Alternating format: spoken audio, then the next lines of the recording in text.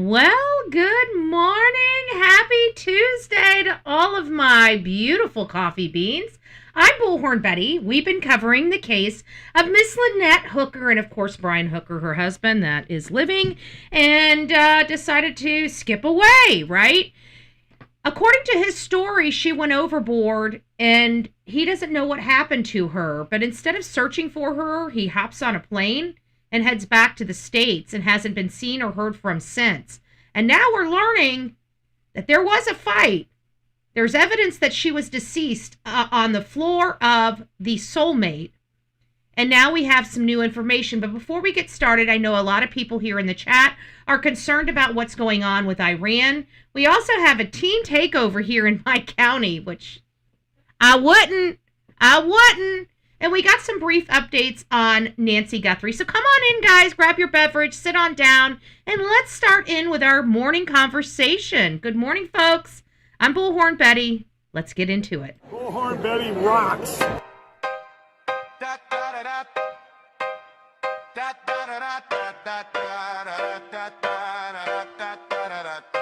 Coffee steaming, files on the table. We clocking early, hunt what's unstable. Bullhorn Betty on the curb, voice raised. Flip-flop queen with the homemade phrase. Notebook thick, got the screenshots flag. Names in red ink, every rumor, every tag. Late night live stream, screen glow on her face. Truth in her throat, got a lawman's pace. She don't blink when the threats roll through. Come see me, she says, if you think that's cute. Bullhorn Betty in the coffee club. We hunt bad guys till the sun comes up. From the front porch steps to the courthouse rug. We fighting for the ones that they gave up. Bullhorn Betty in the coffee club. Sip that truth from a styrofoam cup. From the quiet streets to the madhouse buzz. We ain't letting go till we get that justice.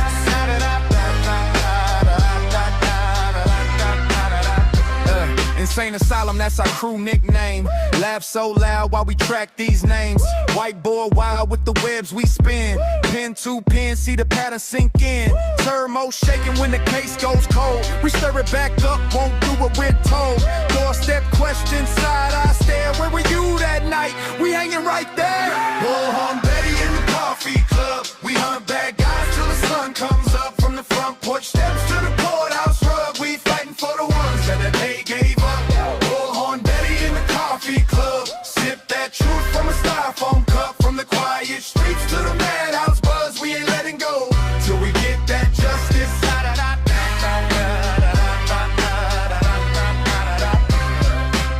This for the faces on the milk cart labels. This for the families praying at tables. This for the names that the news won't say. We say them out loud every single day. Every day. If you're running in the dark, better feel that fear. Betty got a bullhorn right in your ear. Coffee club crazy, but we think so clear. One small town, whole world gonna hear. Hey!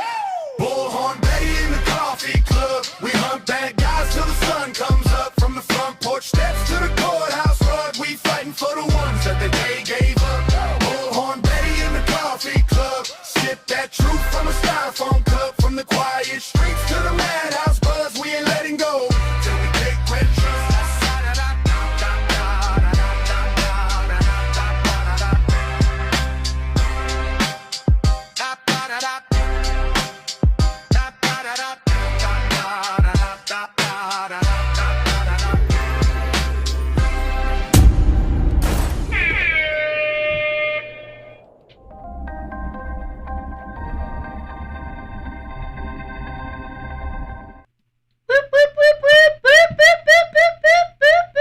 Good morning.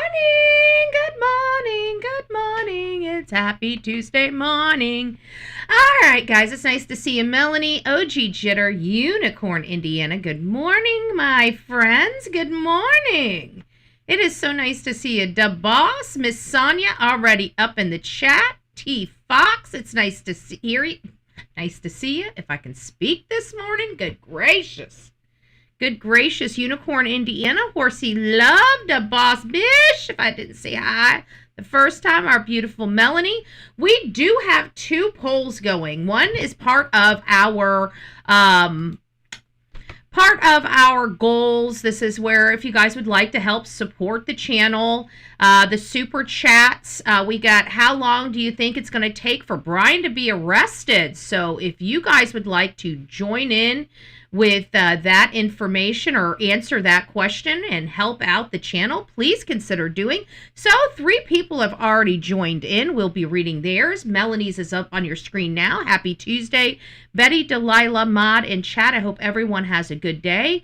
I'm not sure when Brian will be arrested. I'm hoping soon. Love to all. Absolutely, absolutely. And we have a poll, and the poll is: did you know Brian was lying since the beginning? And I'm asking for your honesty in that poll, whether you believed him or you didn't believe him in the beginning. So we're polling that. We got 2 different polls that if you guys would like to participate in, you're more than welcome to. So that is what, just thought I'd point those out. Thank you. Thank you, thank you, thank you. And who else do we have up in the chat? Denise, it's nice to see you. Hello, hello, hello. OG Jitter says, good morning. You are amazing, beautiful, and I love you. Well, thank you. Positive vibes up in the chat with Miss OG Jitterbug. Thank you, love. Thank you. Little Orange Man up in the chat. Thank you. Frank it up. Veronica, Little Orange Man. I got Frank, Diverse, Maureen. Good morning. Sleuth, Vicky, it's nice to see you. Jewel, Crystal Pistol, Maury, Sister Karen, KMH. Good morning, guys. Good morning. Case File, Terry. It's nice to see you. YouTuber is here. Ding, ding, ding, ding, ding, ding, ding, ding, ding. Good morning. I think I said hi to you, Terry. Let me see who else I've got. Chelsea, it's nice to see you. Good morning. Chelsea Crime. Chelsea X Crime. I'm hoping I'm saying that right. Sometimes people have little names that they do. Crystal Pistol. We got Nerdy Girl. Hello. Good morning. Janet. It's nice to see you. Lisa. Good morning. Pam. Robin. Don. Smincy. Hopefully I'm saying that right. Good morning. Deanna. Good morning. Janet. I have iced coffee. I do not. I have the hot stuff. Hot stuff, baby. I got the hot stuff, baby. Deb, it's nice to see you. Let them 66. Good morning, everyone. Prayers to all that need them. Hey, beautiful BHB. Good morning. Prayers to our beautiful country. I hope everyone has a blessed day. Amen to that. Thank you. Our beautiful Sandy has blessed us with her present. KC, good morning. It's nice to see you. Sandy, I think I said hi. Weather Junkie, hello. Robin, hello. I think I got everybody so far. Summer, it's nice to maybe not. This is far from breaking news. Well, then have a great day. Like, why be... You see all these beautiful people in here. Why do you have to be the dick? It's just people. You guys, you know what? I wish you a shitty day at work. How about that? Stub your toe. Enjoy your day. JM, it's nice to see you. Are we allowed to say that? Is that lazy days? It's nice to see everybody in here saying good morning, and you got the janky white trash piece of shit coming in here being nasty. Goodbye. Have a great day. Right? Have a great day, boo-boo. Bye-bye. So anyways, we are getting on with this case, and yes, we do have secret messages, and this is breaking news, you dum-dum. Good gracious. It just came out yesterday. I don't think it gets any newer than that. I'm just saying. Yes, you have inspired me to start a true crime channel. Yay! We love that. We love good. When we have good true crime channels, we don't have to worry about. We drowned out all the crappy channels. You know, the ones that make up crap and, you know, do stupid stuff and all that other janky crap. Anyways, let's get into it, guys. We got a lot to go over before we dive right into it. So I know that we're going to start out with this. This is breaking news, right? We have, oops, wrong. Why is this thing? We got some movement going on here. So let me try to move this over here. So we have now, when Donald Trump went over to Jordan, Iran tried to assassinate him or make plans to assassinate him. So he ended up changing planes. There's a big, huge investigation. Somebody leaked some classified information on this particular trip, and we're hunting down whoever did that. And whoever did that, that's an American, you're going to jail, dude. Like, you don't put our president in danger. You don't put America in danger. You're a traitor. Whoever you are a traitor. Anyways, getting back to this, he ended up having to switch planes. The stuff went on as normal and everything like that. I'm not too worried with it. But he made it back safe. And obviously, a cargo ship, a private cargo ship with, no military, ended up getting bombed by Iran for no reason. I don't know if people died. I don't know if whatever happened, but these were civilians. These have nothing to do with the war. This has nothing to do, but that's who Iran is. Iran is a sick puppy. These people are twisted and sick. They have brain rot. Okay, these people that are over in Iran, not the people that are living under these conditions, the leadership, they got brain rot. So anyways, it's my position, level. I want to level the country. I don't mince my words. People like, oh my God, Betty's. I don't give a crap what you say about me. There's nothing you can do or say to me that's going to make me change. I'm an old dog, okay? I'm not doing new tricks. I'm not learning new things. I am learning new things, but I'm still an old dog, okay? You ain't going to change my mind when it comes to, like, when you start screaming death to America, it's eat or be eaten. Trust me, I'm going to devour you, right? And that's what America needs to do. Level the freaking country, build it back up, and give these people a fighting chance for some real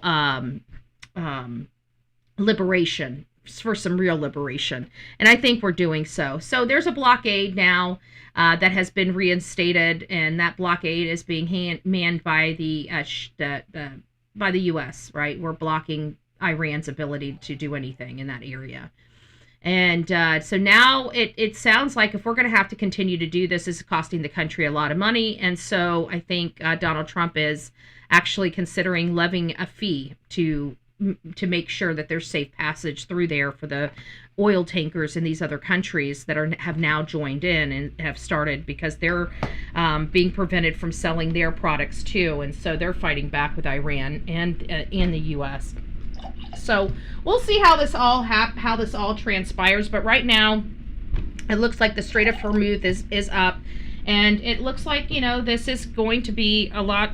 This was not supposed to be as difficult, but it was we dismantled them. How they're still surviving, I have no idea. At some point, they're going to have to wave the white flag, and they're just not there yet because they got brain rot. So. We're going to control the Strait of Hormuz. Okay, I don't know if anybody's gotten that in their mind yet, but if you guys haven't figured it out, we don't want to. But at the end of the day, we're probably going to end up having to take over that job because people need safe passage and we need oil around the country. People are not going to hijack our ability to survive. Okay. We will level a country if they put our national security or our way of life in jeopardy. Okay, I just want to put that out there. And if that's right, wrong, or in between, it doesn't matter. This is America, okay? And we have rights. We have civil rights. We have human rights, and we value those. And we don't let any other country allow us to perish, okay? And that's in energy. I mean, I'm sorry, but this is stuff the world needs, and they're trying to injure. We can afford the gas. There's some people in this country that can't afford the gas, okay? But we're talking about the worldwide. You're talking about disabling the world from being able to do stuff. And we can't have that. It's national security. It just is what it is. But we're taking over. I don't know how long this is going to last. I think until every single general and person that's involved in the military of Iran is completely deceased and wiped off the face of the earth, I guess is what it's going to take. So I say bomb, baby, bomb. Okay? I'm sorry. I'm sorry. It's just, what do you want from me? I'm Bullhorn Betty. Okay? I'm Bullhorn Betty. So it's war. It's not easy. It's not ugly, and there's casualties. There's casualties of war. But at the end of the day, it's eat or be eaten in this world, and we're not going to be eaten. I'm just going to let you know that. And if you guys are from a civilized country, your country's not going to allow you to be eaten either, and neither are we. So I mean, we're all kind of in this boat together. This country Iran is a freaking crazy nation. Okay, they're the kamikaze, suicidal people of the world, right? That's Iran. And they teach their people to be just that wild and crazy. Anyways, you guys know that there's been teen takeovers all over this country, and it's driving a lot of people nuts. It's driving law enforcement nuts. People are getting injured. Officers are getting injured. Damage is skyrocketing, and we're trying to find ways. Listen, I'm telling you, you children around here, and I'm just going to tell you parents, you do not want to play in Florida, okay? You want to know where your children are in Florida, because there's activists like me all over the state of Florida, and we don't play. I'm one of those people that I want to lock you up. Not your children, you, okay? You're going to have me, somebody like me, demanding our laws be changed here so we can start going after parents. You don't want to play in Florida, because we are very, very successful at getting stuff done. Why? Because we roll up in droves. When we want to get something done, we roll up in droves. I'm going to tell the parents of Manatee and Sarasota County, please, please, please, if there's any parents in take this, pass this around. I'm going to be clipping this and putting this on my personal channels and all the groups. I'm telling you, please don't play around. Do not monkey F with the activists or the law enforcement here in these counties. We will start arresting parents.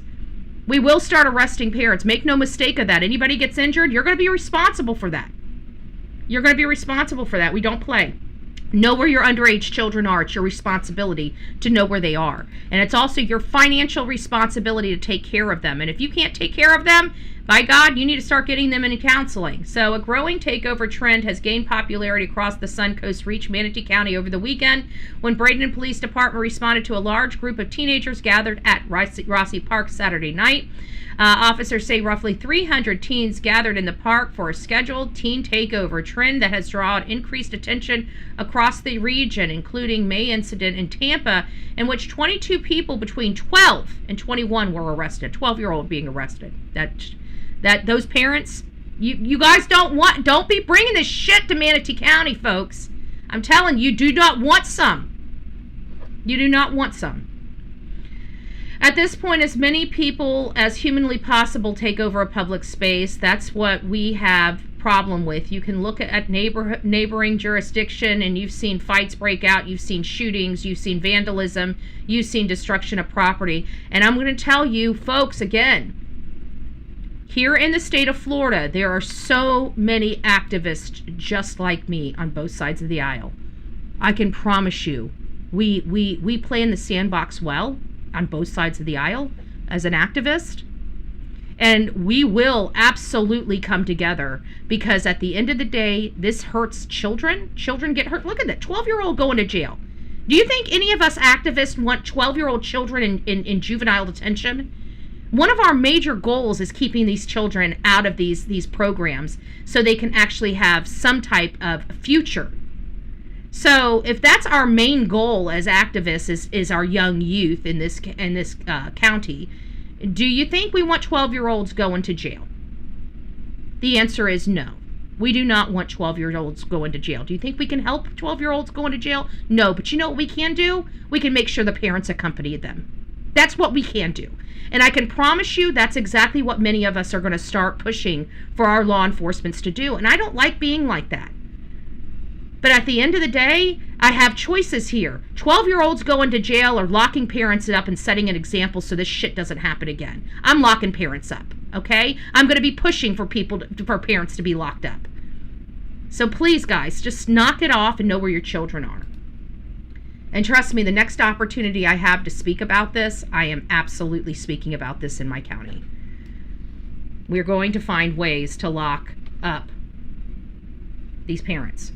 If they're going to continue to allow listen, if it happens at 7, 8 o'clock when children are out with their friends, I can understand. But if this shit's happening away at night, and you got a 12-year-old, what is a 12-year-old doing out past 8 p.m. at night? I just want to ask any reasonable parents, a 12-year-old.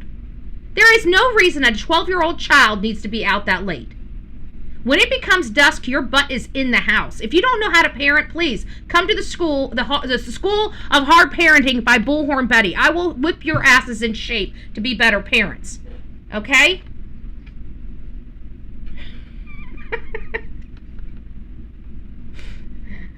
We'll educate you. We'll educate you, parents. Okay? And you don't want me as a babysitter. I send the kids home with candy and bullhorns. I'm just letting you know. I'm absolutely available for hire. I'm absolutely available for hire. No, my kids are grown, but never ever would I have. Yeah, I know. Many of us. There's no way this would. Listen, I was a wild child. Okay. I didn't listen to my parents because I just didn't want to. I was a pain in the ass as a child. I was one of the worst children to a parent. I don't know why my mom chose to have another one after me.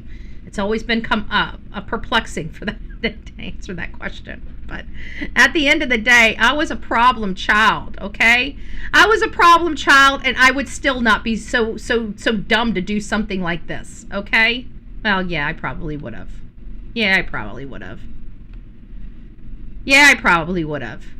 But you know what? My parents, they wouldn't have had any problem. But see, with my parents, that if I was doing something illegal, they found me doing something illegal, they would drive me to the sheriff's office. They would find me and drag me in. You don't want to listen to me? Fine. Go to the juvenile detention. Go to juvenile detention, right? Parents, that's the kind of parents I'm looking for right there. I'm not looking for the ones that are enabling their children to be pieces of garbage that we have to deal with the rest of our lives. I'm looking for parents that doesn't mind pulling out a belt and whipping that bottom. If we can't find by dinner, we don't fear. It's not home by shower time. We ain't getting in. Ooh, locking them out. You sleeping out with the dogs. I've had to do that before. I've been on a farm. I couldn't get in the house. I fell asleep on a bale of hay. I woke up and I was itchy all over, but I fell asleep. I slept all night. All right, guys. So we're moving over from that. We're going over to Nancy Guthrie. Nancy Guthrie, 84-year-old grandmother, disappeared in the middle of the night. Masked gunmen went into her house and ripped her out of her bed. There's blood on the outside of the the front door leading out of the house, and it is alleged that she was assaulted somewhere near the front door. We don't know why. But the investigation of Nancy Guthrie nears its 6th month. Pima County Sheriff shared a rare update with the public.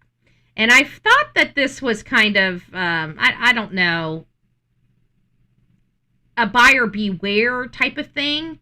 I didn't realize this was going on. I just want to put this out there. This is the Guthrie family. The Guthrie family has resources. They have money. They put up a $1 million family reward to lead to the mom coming home. Dead or alive is the way the reward is designed. Dead or alive, just bring mom home. And they donated $500,000 to the National Center for Missing and Exploited Children. Like, at this point, it's not a money issue. They don't need money. So if you guys see anything on these GoFundMe type apps, these crowdfunding sources that we use, like GoFundMe, Give, Send, Go, or whatever, Gift, Send, Go, whatever that new one that I've noticed a lot of people are starting to use. Those are all, there should be nothing for the Guthrie family. Okay, I just want to make sure you guys understand. If you are and your heart is in the right place and you're like, oh my gosh, look at this, we have a GoFundMe for the Guthrie, I want to give. Don't. Okay, and it's not me being mean to the Guthrie family. It's the Guthrie family's not setting these things up. So Pima County is now circulating that, there's QR codes and other requests out there for money that are being shared by Instagram and stuff like that. And they're saying that they're investigating this, but please don't send any money to them.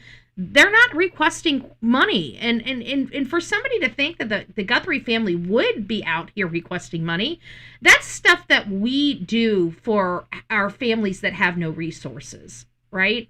The Guthrie family has almost unlimited resources at this point with our federal government and their all their net worths put together. Okay, so as far as funding and being able to fund the search for their mother, they have the ability to do that. Will it ding their pocket? Of course, anything like this dings anybody's pocket.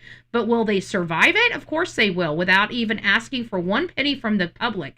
The people that we use GoFundMe's and stuff for are families that have no resources that we need to fund for the duration of this. And typically at the beginning of the cases, when they have the most attention, we start hitting the GoFundMe's. We start trying to crowdfund as much money as possible, because we know, just like Summer Wells, just like Sebastian Rogers, just like Layla Santinello, these cases go on for years, and we've got to fund these cases for years, but we have a small window to get this funding for these cases, okay? And that's what people don't understand. Is it a grift? I mean, if you want to call it a grift, call it a grift.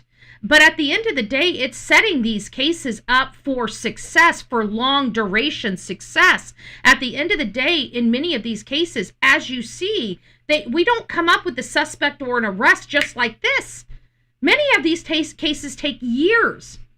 And families, they're so lost and distraught, they can't go back to work. And when they do go back to work, their head's in the wrong place, and they're typically fired, and they're out on their ass going through the worst time in their whole life. They have a job and they can't even perform at the job, or things keep going wrong at the job. And it just seems like everything is compounding. And this is just where we are. So I want to let you know that, yes, we use GoFundMe's in missing person cases all the time, but they're for families that don't typically have the resources for these type of investigations. The Guthrie family has the resources for this type of investigation. Miss Guthrie, Savannah Guthrie, if she wanted to have her entire independent investigation with multiple investigators, she can afford to have that done and paid for privately. Okay? Trust me when I say this, many, if not 95% of the cases we cover don't have it like that. Most of the families that we come to live paycheck to paycheck. They need their job, or their entire world comes crumbling down. That's the difference. So I just want to make sure you guys know I'm not being mean to the Guthrie family and telling you guys not to pay. It's just these are fake accounts. This is fraudulent stuff, and we want the money when the money is going. If you don't hear it coming on a reputable channel, if you just see it coming through a post, please don't pay for it. I promise you, if I'm covering this case, if Justin is covering this case, if there are other, Mr. and Mrs. E, Pascal, there's a lot of good names out here that you guys all know and go to and watch on a daily basis. Chris McDonough, the Lab, these are all people that they don't want to steal money. Okay, you don't have somebody. So if you have them telling you that this is the legitimate GoFundMe account, I promise you that's a legitimate GoFundMe account. But if you're getting a post about it and you're not hearing it from any of us, I wouldn't be giving anybody a dime. And moreover, if you do find something like that, start sending those to us, to Justin, to the Lab, and ask us if these things are legitimate. Because one, if we find out that it is not a legitimate account, we're going to notify law enforcement immediately. We're going to start working to get that account taken down and to have the person that's been extorting this money prosecuted. And I promise you, we have a little more pull on this end, because I don't give up. I stay on the phone with people. I'll call them daily, weekly, monthly. I can be a real pain in the ass. You want to get me moved along as quickly as possible. If I'm in your sphere and I want something done, the best thing is to comply. Or you're going to deal with months and months and months of just me being very kind and sweet, but freaking annoying as shit. Right? Yeah, she is a prime example of devastation. And she went back to work. She tried to go back to work, and her work fired her. Her work fired her. She's trying to find her daughter. She doesn't have the best job in the world, but she goes there and she does her job, and Yeah, so what if she goes into a corner and cries worrying about her daughter? If she's not affecting people around her, who gives a shit, right? Let her be. She's missing a freaking daughter. But no, no, no. All these things, oh man, no, we can't have all of this. We need you to go. It's like, I'm so sick of that. I get so angry. I just want to start using my activism just to smear those companies that do that to families. You expect loyalty from your employees, but the minute shit hits the fan, real shit hits the fan, you're ready to cut ties. Like, this is why I tell everybody, if you have an opportunity to get in and to make the leap and be in business for yourself, it's very, very tough. The first 5 years, I promise, are probably the toughest times of your life. But if you can make it through that first 5 years, you will have such a better life than working for somebody. And I don't care what it is, A lot of people have work dead-end jobs like McDonald's, but people don't even realize something like going out and mowing yards. I mean, you'd be making a hell of a lot more money mowing people's yards than you would be flipping burgers. And people are like, well, we got to buy equipment. Well, you start with a push lawnmower, get smaller yards, save your money. You can do that part-time nights and weekends until you get your own rider, and then you get your own trailer, and the next thing you know, you start building your business. But if you have a focus and you start doing something, you don't need to be the smartest person in the world. Okay? You just have to have basic math skills and have a passion to do a good job at whatever profession you choose to do. If you're going to do lawns, make sure that those lawns look gorgeous when you walk off. Have pride in your work. I promise you. People don't even think about it, but you'd be shocked to find out how many million-dollar landscapers we have out there. Not a stick of freaking of college education, and they're millionaires. Okay? Don't ever let somebody tell you that you can't reach your dreams, whatever those dreams are. It takes passion, it takes courage, it takes strength, and it takes tenacity. And moreover, it takes keeping your eye on the ball and understanding that you will fall. You will fall. You will skin your knees. You will be ready to pull your hair out.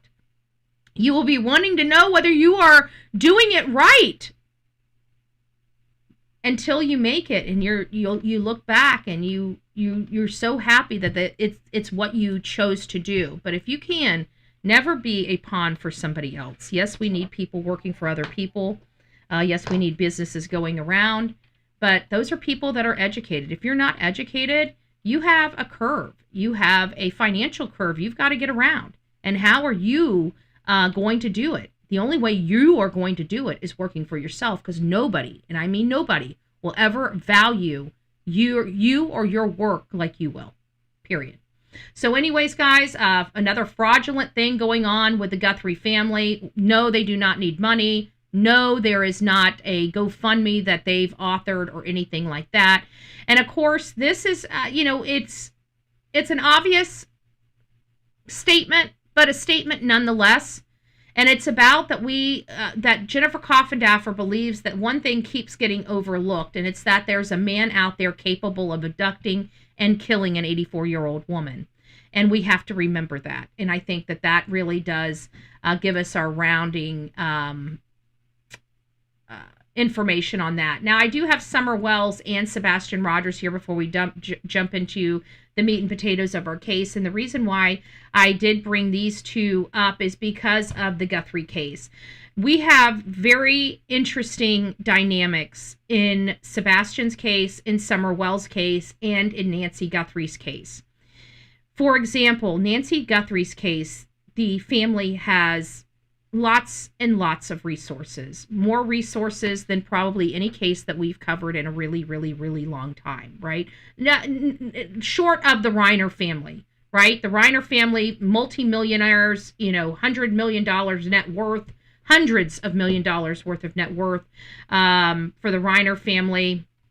Oh, this is my second birthday with y'all. I hit the is it your birthday, your real birthday, birthday?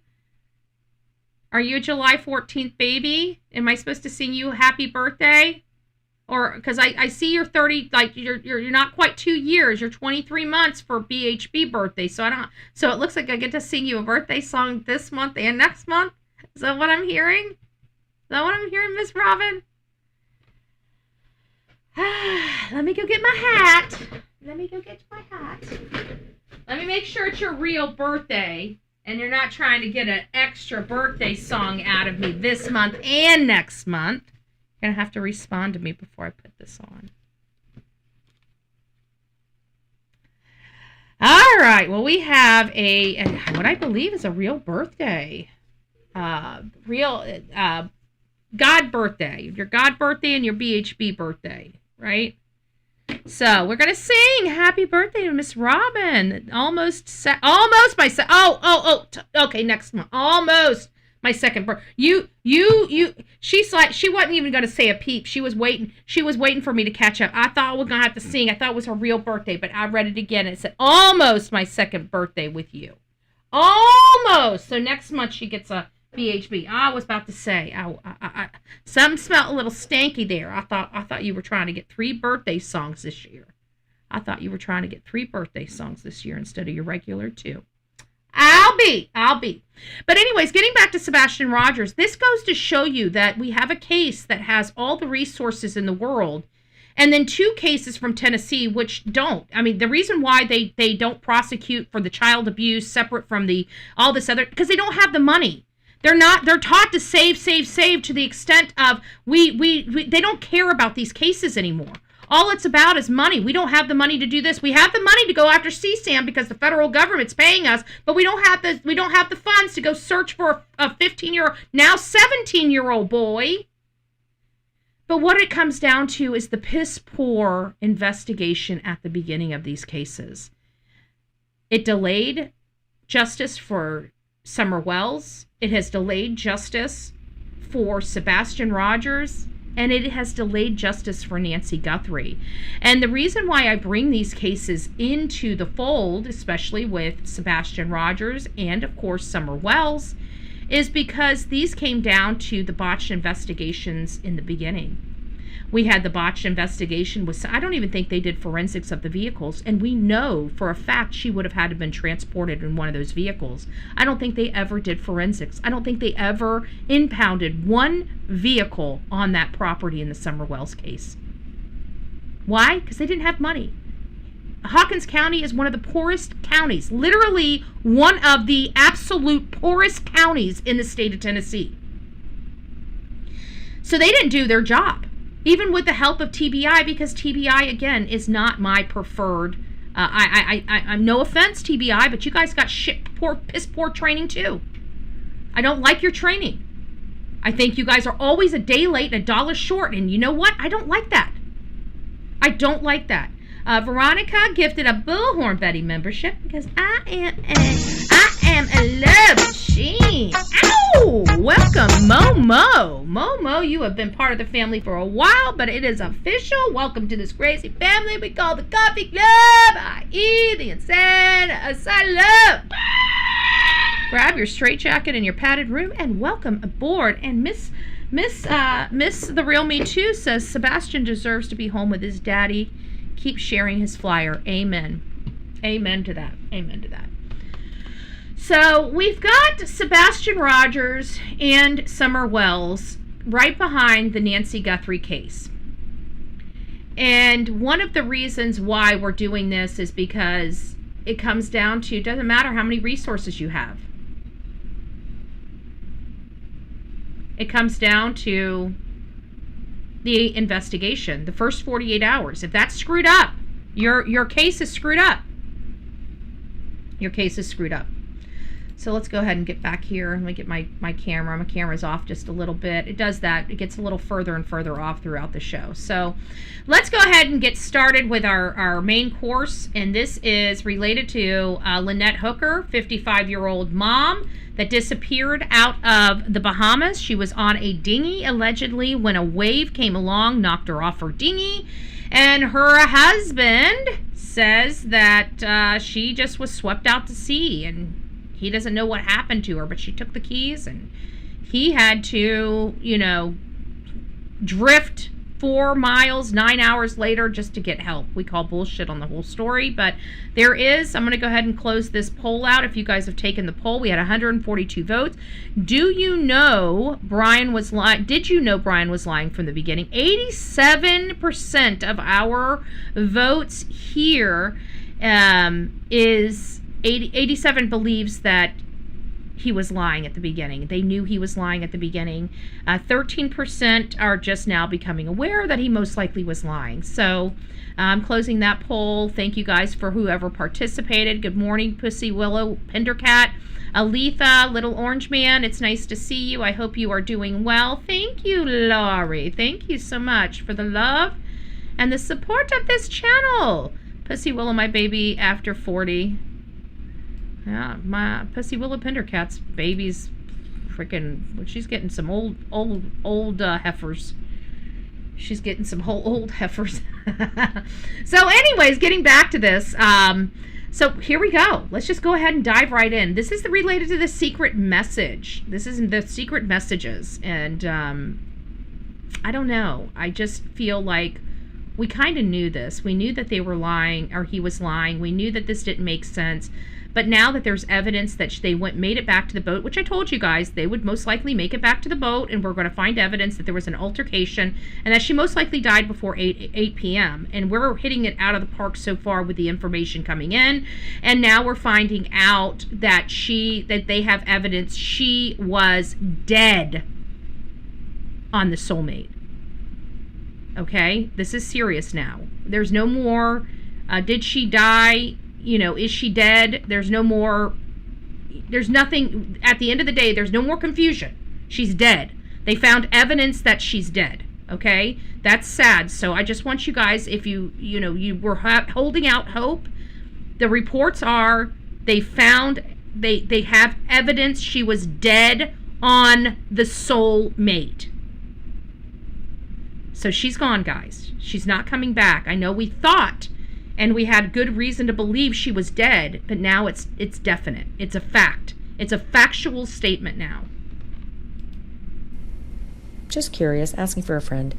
Then Kelly says, I don't mean to intrude, but I love that girl. Thank you for sharing.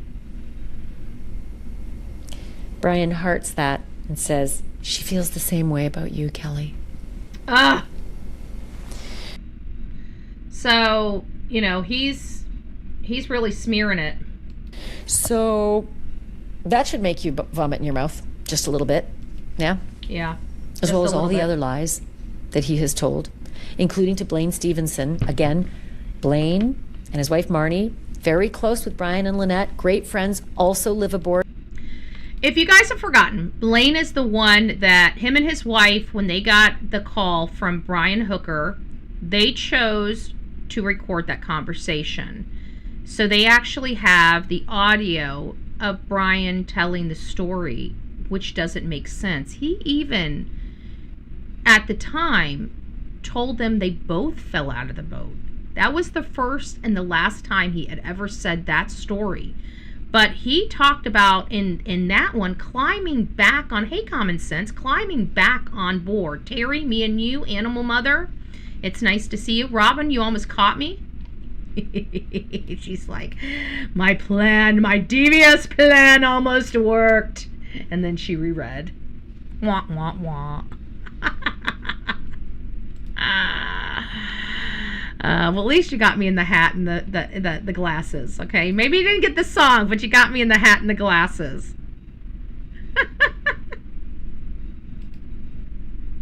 They also sail permanently. They are on board their boat. I caught up with them in St. Lucia, and I talked to Blaine about this.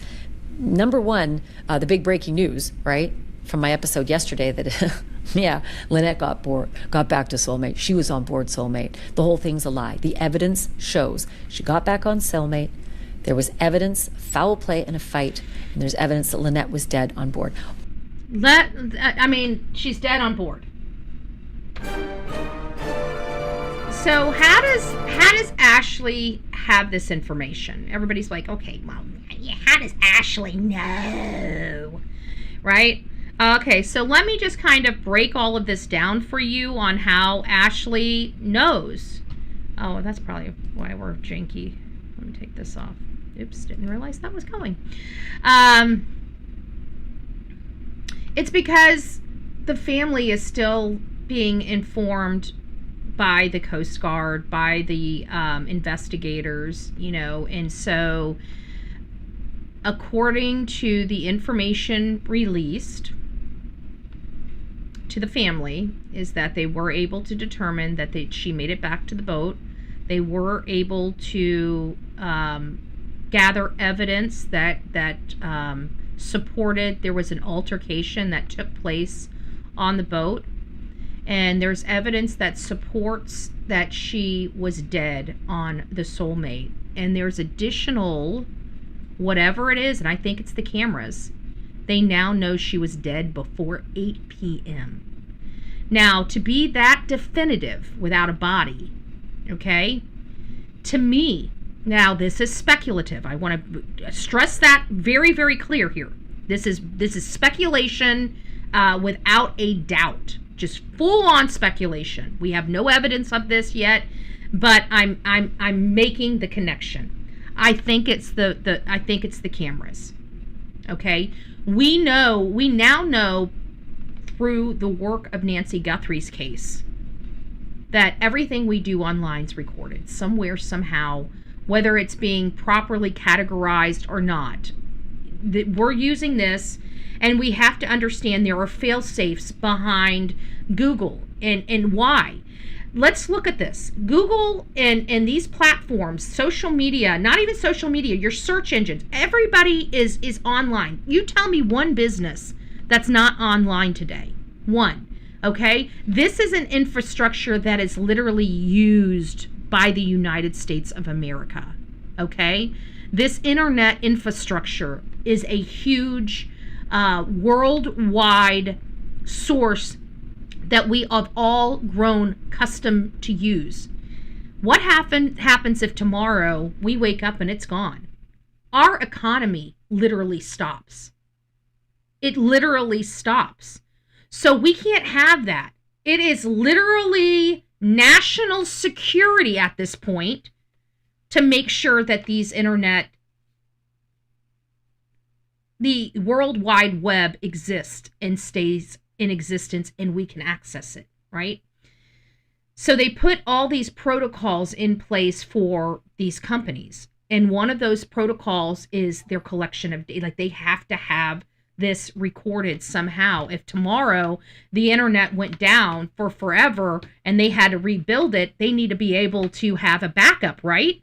And so we don't think of it like that, but we all have businesses. We're all doing work at our businesses, and our businesses are backing up all of our work in case, God forbid, they wake up tomorrow and one of their servers go down, right? So it's something similar to that, where all of this stuff is being recorded, not at the intent of Google. They don't want the information. They're just required to keep the information, even in its uncategory raw form, because if, God forbid, the internet system goes down, they've got to rebuild it. They have to have a clear backup. That would be their backup plan, right?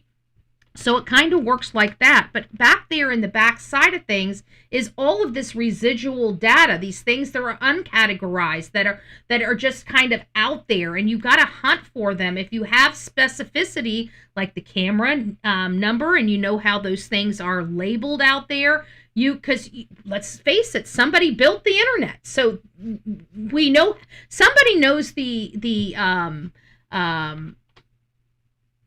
how all of it collects and works and stuff like that. We don't know. We're ignorant to that because we're not rocket scientists.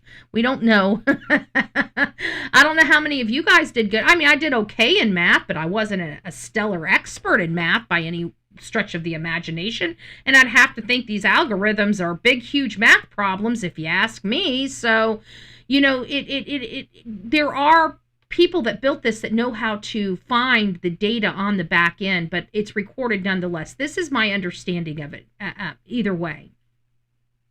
So there's this residual data out there, and we found out that the FBI knows how to go out there and collect it from the cameras. We've got the porch guy, right? We have a masked intruder. We watched him trying to tear off the camera, the doorbell camera, which he was ultimately successful at doing, tearing it off and removing it. I believe that they were able to do a similar search for Brian and Lynette, but this one, I think they did have a service. I think they did have a subscription. I think that those videos were captured. I think there was something captured on those videos for them to know without her body, without being able to analyze her body and give it a good cause of good time of death. Then if they knew she died before 8 p.m., there's something there, very strong evidence that would support her being dead at 8 p.m. or before 8 p.m. And the only thing that I can think of is those cameras, all those cameras that are on board. Even, because the fight ensued, he wouldn't have thought about turning off the cameras until after the oh shit factor happened. Oh shit, what have I done? And then it's like, oh my God, the cameras are on. Oh my God, I need to turn the satellites off. Oh my God, I need to do this. Oh my God, I need to do that, right? So that's when that all starts happening. But,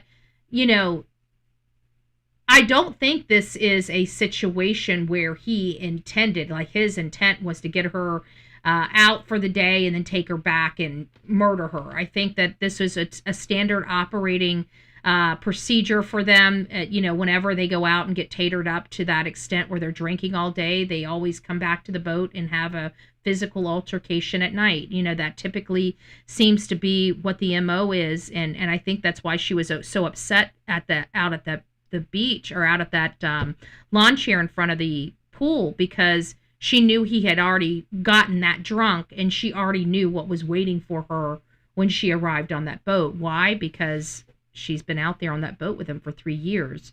She knows the look in his eyes, if he made it to that point or not, and how bad things are going to get on the boat when they return. And I think she told him right then, I'm not doing this again. I'm not doing this anymore. I'm sick and tired of this shit, And I think that's what she told him. And I think she was ready to leave. This time, I think she was ready to leave for good. All of these things are new to Blaine. We all suspected it, but now the evidence we know shows it, right? But also these text messages that Kelly got from Brian Hooker, because Blaine got some of the same shit sent to him. Here's my conversation with Blaine Stevenson. Blaine, thank you so much for being on the podcast again. It's good to see you again. And I feel like there's been progress in this case, even though we're at 95 days. And I'm recording this on July 8th. So wow, before I get to the messages that this is a while ago. Brian Hooker sent amidst the tragedy. This is about I wanted to get messages. Your reaction to what we reported yesterday, and that was that it's all a lie. It's officially proven. Lynette did make it back to Soulmate. There is evidence of it. There is evidence of a fight and foul play on board, and there is evidence that Lynette was dead on board Soulmate. I wanted to get your reaction to this. It's new to me. The reaction for me is that it's sad. It also gives me hope on more recovery efforts, because we can now expand our search. I know Darlene has worked her tail off to get search, and that's her thing, and I don't want to go into that too much, but I know nobody's giving up on finding her daughter. And so now that we can just eliminate everything from Brian's pie hole, we can now look at everything from the days afterwards too. Well, I hope if Blaine and his wife are watching the Bullhorn Betty channel, I'm not saying that they are. They may not even, they might not be their cup of tea, right? I'm not everybody's cup of tea, but that's okay. That's okay. I hope that they start looking. What I'd like them to do is where they were moored at, or in Aunt's Pat Bay. I want him to look around there and see if there's any docks or any boats to docks within a ride, that's visible from where they're at, and see if there's places, because some of those yachts, the owners park them there for 6, 8. Sometimes the owners don't go to the boats for a year or two. They have some people go out and clean them once every 6 months or something like that, but they don't even take them out. Are there any places like that where there's boats that are just docked, that are in and around, visual eye shot from where that Aunt Pat's Bay is, and start scuba diving around those pilings and docks and boats? Is there any way she's hanging, she's hidden under one of those boats out of the fixed wing and drone aircraft ways? She would be tucked away somewhere. But whenever I saw Karli on that boat and she was walking through it, there's one thing on that, and I wonder if I can find that. Karli, Lynette's daughter. Hold on.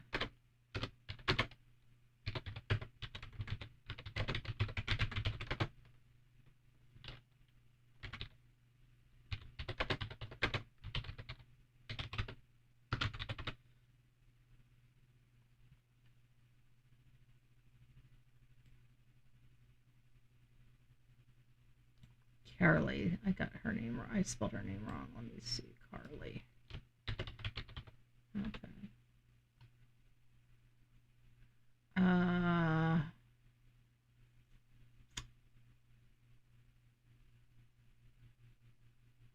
Lynette's daughter. Let me look on her page for Lynette's daughter, because I feel like her daughter went on here. Sorry, guys. I'm just taking a little detour here purposefully.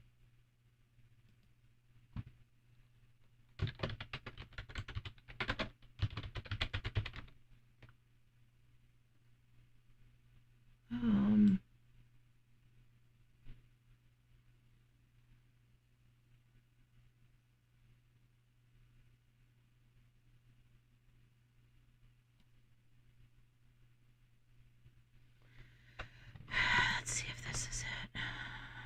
This was 3 months ago. And what effectively did he say in those texts and voicemails? No, I don't think she was on the boat in this one. So when she was at home. I'll have to find it. I'll have to find it. Give me just a second. Let me just see if we can just...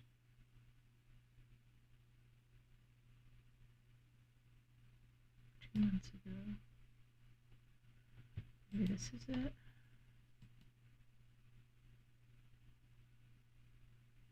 The boats at around 6.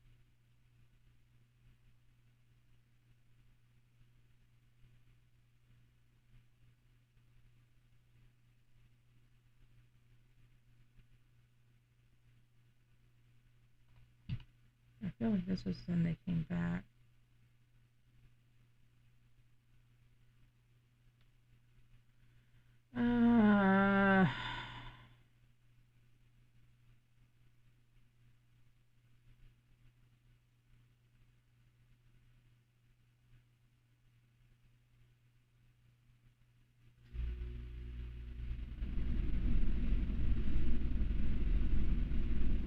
I know it's just a small little video of it. That's why I'm trying to see if make sure I'm not missing it. I don't think it's this one either. All right. Well, I'm not going to spend any more time on it. I tried. I'll look for it and we'll discuss it at another show, probably later this afternoon or tomorrow, or whatever the case may be.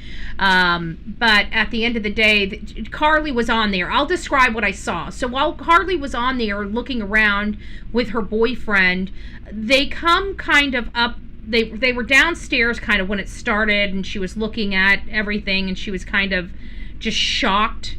And then as they were coming up and just talking about it and kind of looking down like into the living area from above, over to the one side was a bag, like a duffel bag with all of these ropes kind of hanging out of it, and then right to the other side of it, like there's the piece that you walk down or whatever, and on one side of this split is the duffel bag with the rope, and on the other side are these two weights, these two 10-pound weights, and it just started screaming at me like, oh my gosh, was he looking for ropes and weight? So that's always never set right with me about that trip, and I've got to, look at that video. I'll find that video and show you what I'm talking about, but it really did not sit right with me. But it was when Karli went on that boat and recorded herself on the boat. So I'm interested in that, but this whole thing about Lynette being dead, the family is being informed of this, and they're informing her. I'm sure law enforcement, they probably know that there's communicating with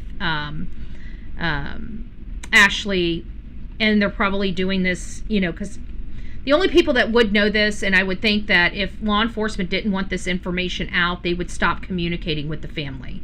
That's typically what happens. And they haven't stopped communicating with the family, so I'd have to assume that they're telling Ashley what they're allowed to tell her from law enforcement's perspective.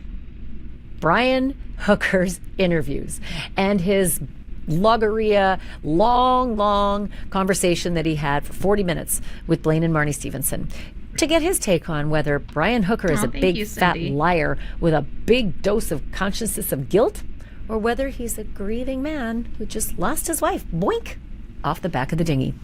Here's my conversation with Scott Rouse.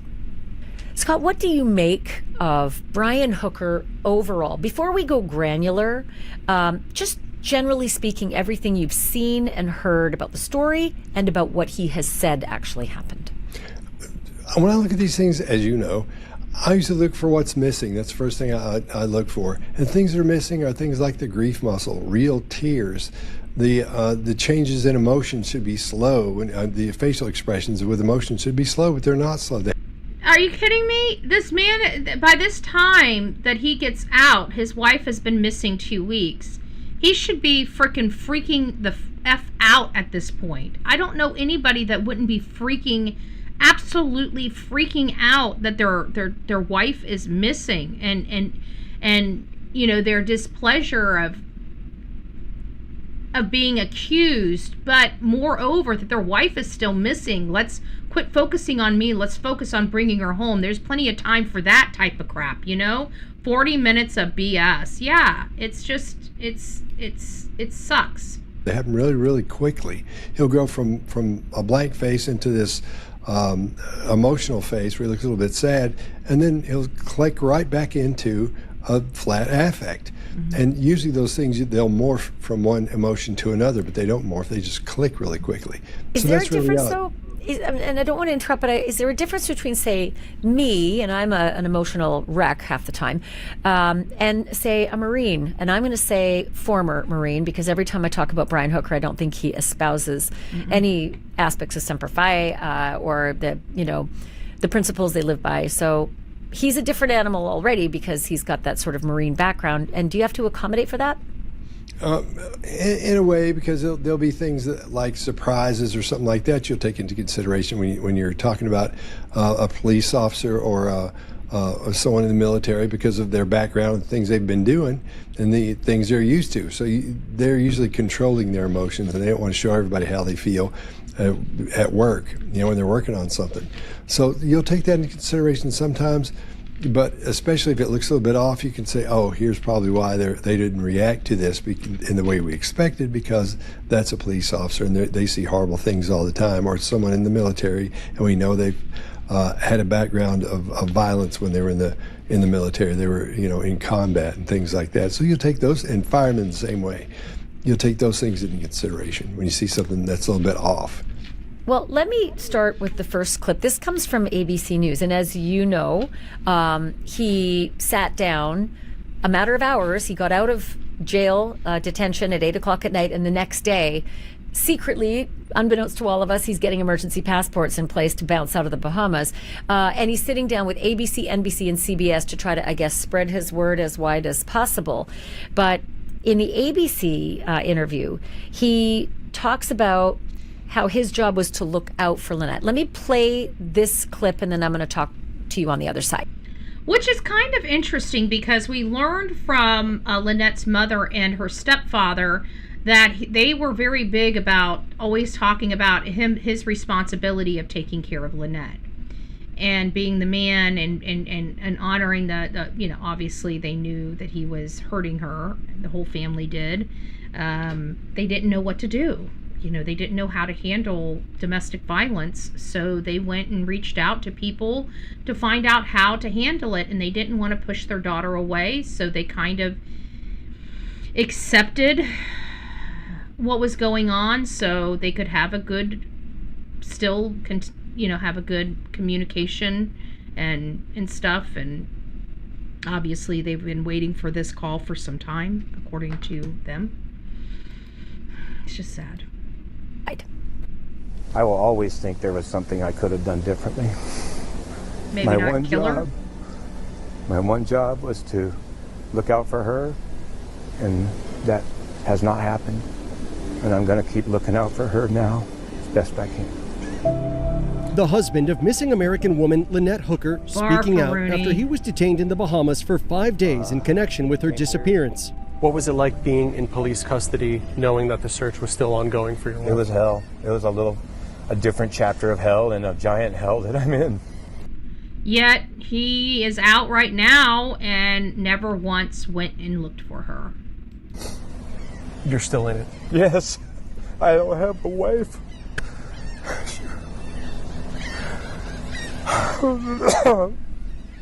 She belongs with me. So many questions, but you just share your initial thoughts of all of that. All right. Right out of the gate, in this interview, I believe I'm right on this. The answer he's talking about there at the very first, where he starts just talking about, he should be taking care of her, and he's sorry he didn't get to. There was a question before that, and the question was, what was the last thing you two said to each other? And then he says all that, which has nothing to do with what they said to each other. So you have that, and there at the end you have that fake crying. Now, I didn't mean to be smiling because it's a bad situation, but it's so bad. When you see that, it's so not right because we don't see all the things engaging in his face emotionally. It's fake crying. Oh, yeah. That's fake crying. Can't even produce real tears for his beloved wife. Can't even produce the tears. Can't even produce the tears. He's a big man, damn. Didn't stand a chance. Oh, he's huge. Yeah, he's a big dude. I bet the unalives himself before Ellie. I don't know. You know what? I keep wondering where he's at, but the only well, you know what? I didn't think Brian Laundrie had it in him to off himself, but he certainly went right out there and did whatever he did. We haven't heard from Brian. We know that Brian did this trip where he went and saw his mother, his son that he has a poor relationship with, his daughter he has a poor relationship with, and I believe he has another daughter that he has a better relationship with, if I'm not mistaken. I think he's got 3 kids. If he only has 2 kids, he's definitely seen all 2 of the kids, but if he's had 3 kids, I think there's one of the daughters that refused to see him, and we heard that he was at the mall with another one of his daughters. So I don't know which is which, or their names or anything like that. I can only tell you what I've heard through the grapevine about where he's been. So he's went on this trip to kind of see all of his family, which is never a good sign when you start seeing these trips that never happen. Like, he didn't do this for years and years and years, and then all of a sudden he's going on this memorial trip, so to speak, to see people, and that always seems to be this telltale sign, this guilt that they know they're going to go to jail, and they just want to say go and spend some time with their family and friends before they've got to go. And it seems like he's making these types of trips, and that never feels comfortable when I start hearing of him reaching out to distant relatives, him making right with friends and family that he has had strained relationships with. Those are never good signs for me on the backs of a case like this. So I feel like there is guilty conscience here. We all know that if she was murdered, he was the only one that had the motives, means, and opportunity to murder her. Hey, Momo, he's a coward. Of course, he'll take the easy way out. And he's military, which have almost like a preconceived need to do that when things get tough or stuff. Some people in military just can't live with some of the things they've had to do, and they've got no real outlet or therapy helping them. So yeah, and I'll tell you, every woman that watches this is going to say that's fake, as I'm sure you thought that as well, because you all see things we don't see, and your brain gathers a whole lot more information than the male brain does, a lot faster, and something tells you something's not right here. And I know that the women watching this are going to see that and go, "Oh no, it's not right. Why do I feel that way?" And that's why, because that's fake. Mm-hmm. And so what's missing from this is the grief muscle, this little muscle right here. The glabella, that little group of muscles there, they'll group up, and this one will push down, and it makes this upside down horseshoe-looking thing. And that's how you know someone's grieving. You see that when someone's lost a family member, or when they're in a great deal of pain, they've been shot or hit by a car or something, you'll see that as well. So we don't see any movement in the chin boss. This little section down here, that should come up when little babies start crying. That's one of the first things you see. Is that quiver. Yeah, a little chin thing goes up, makes another upside down horseshoe kind of thing there, sort of wrinkles a little bit. None of that. Oh, so not even a quiver, but just an upside down horseshoe. Yeah, you get a little, that thing goes first as the lips start to come down, because those muscles all work in concert to make that happen. We don't see anything like that. We're not seeing anything engage for true sadness, the emotion of sadness, in this. So, and he looks apprehensive. He's got these, we don't hear the things we're supposed to hear either when because he's fighting for his survival at this point. He killed his wife. He hid her body. He's praying to God. It's enough.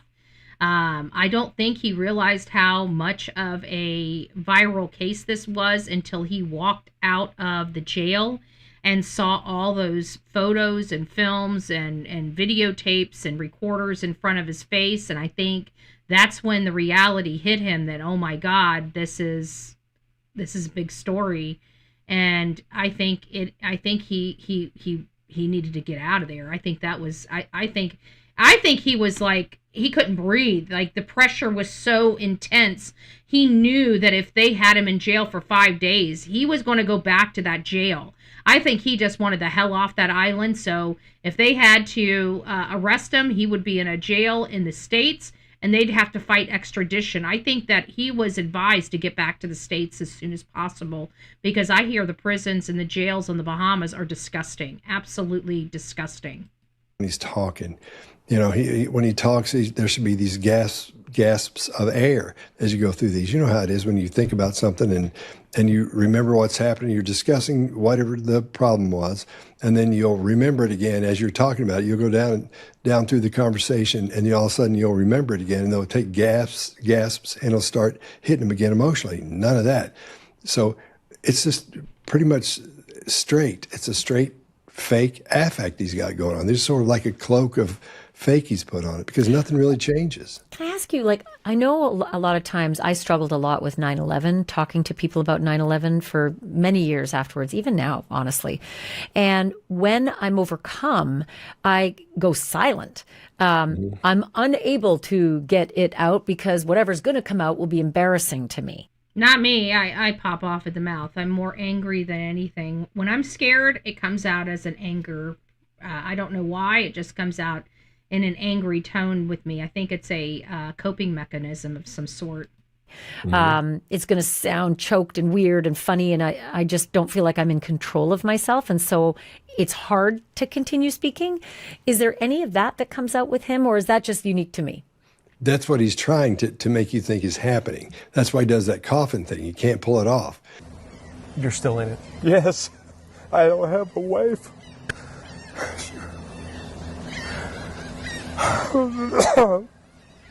She belongs with me. And so I've seen that 1,000 times. They'll do that and they'll cough like that, like he does. And he does it a couple of times in other interviews as well. So that just does not, there's nothing for me that's real in that at all. It's so bad. The acting in that is so bad. I can see why people would see that and say, oh, he's maybe feeling that emotion, but in real life, he's not feeling it. I did hear some people say he did quite a job and he was very believable, did a very good job on his interviews with the network television, but I don't think a lot of those people see things the way you do, and I didn't think he did well on those interviews who did well was that Javea Harris mom. That was probably some of the best acting that I've seen in the last several years as far as 911 calls and the believability.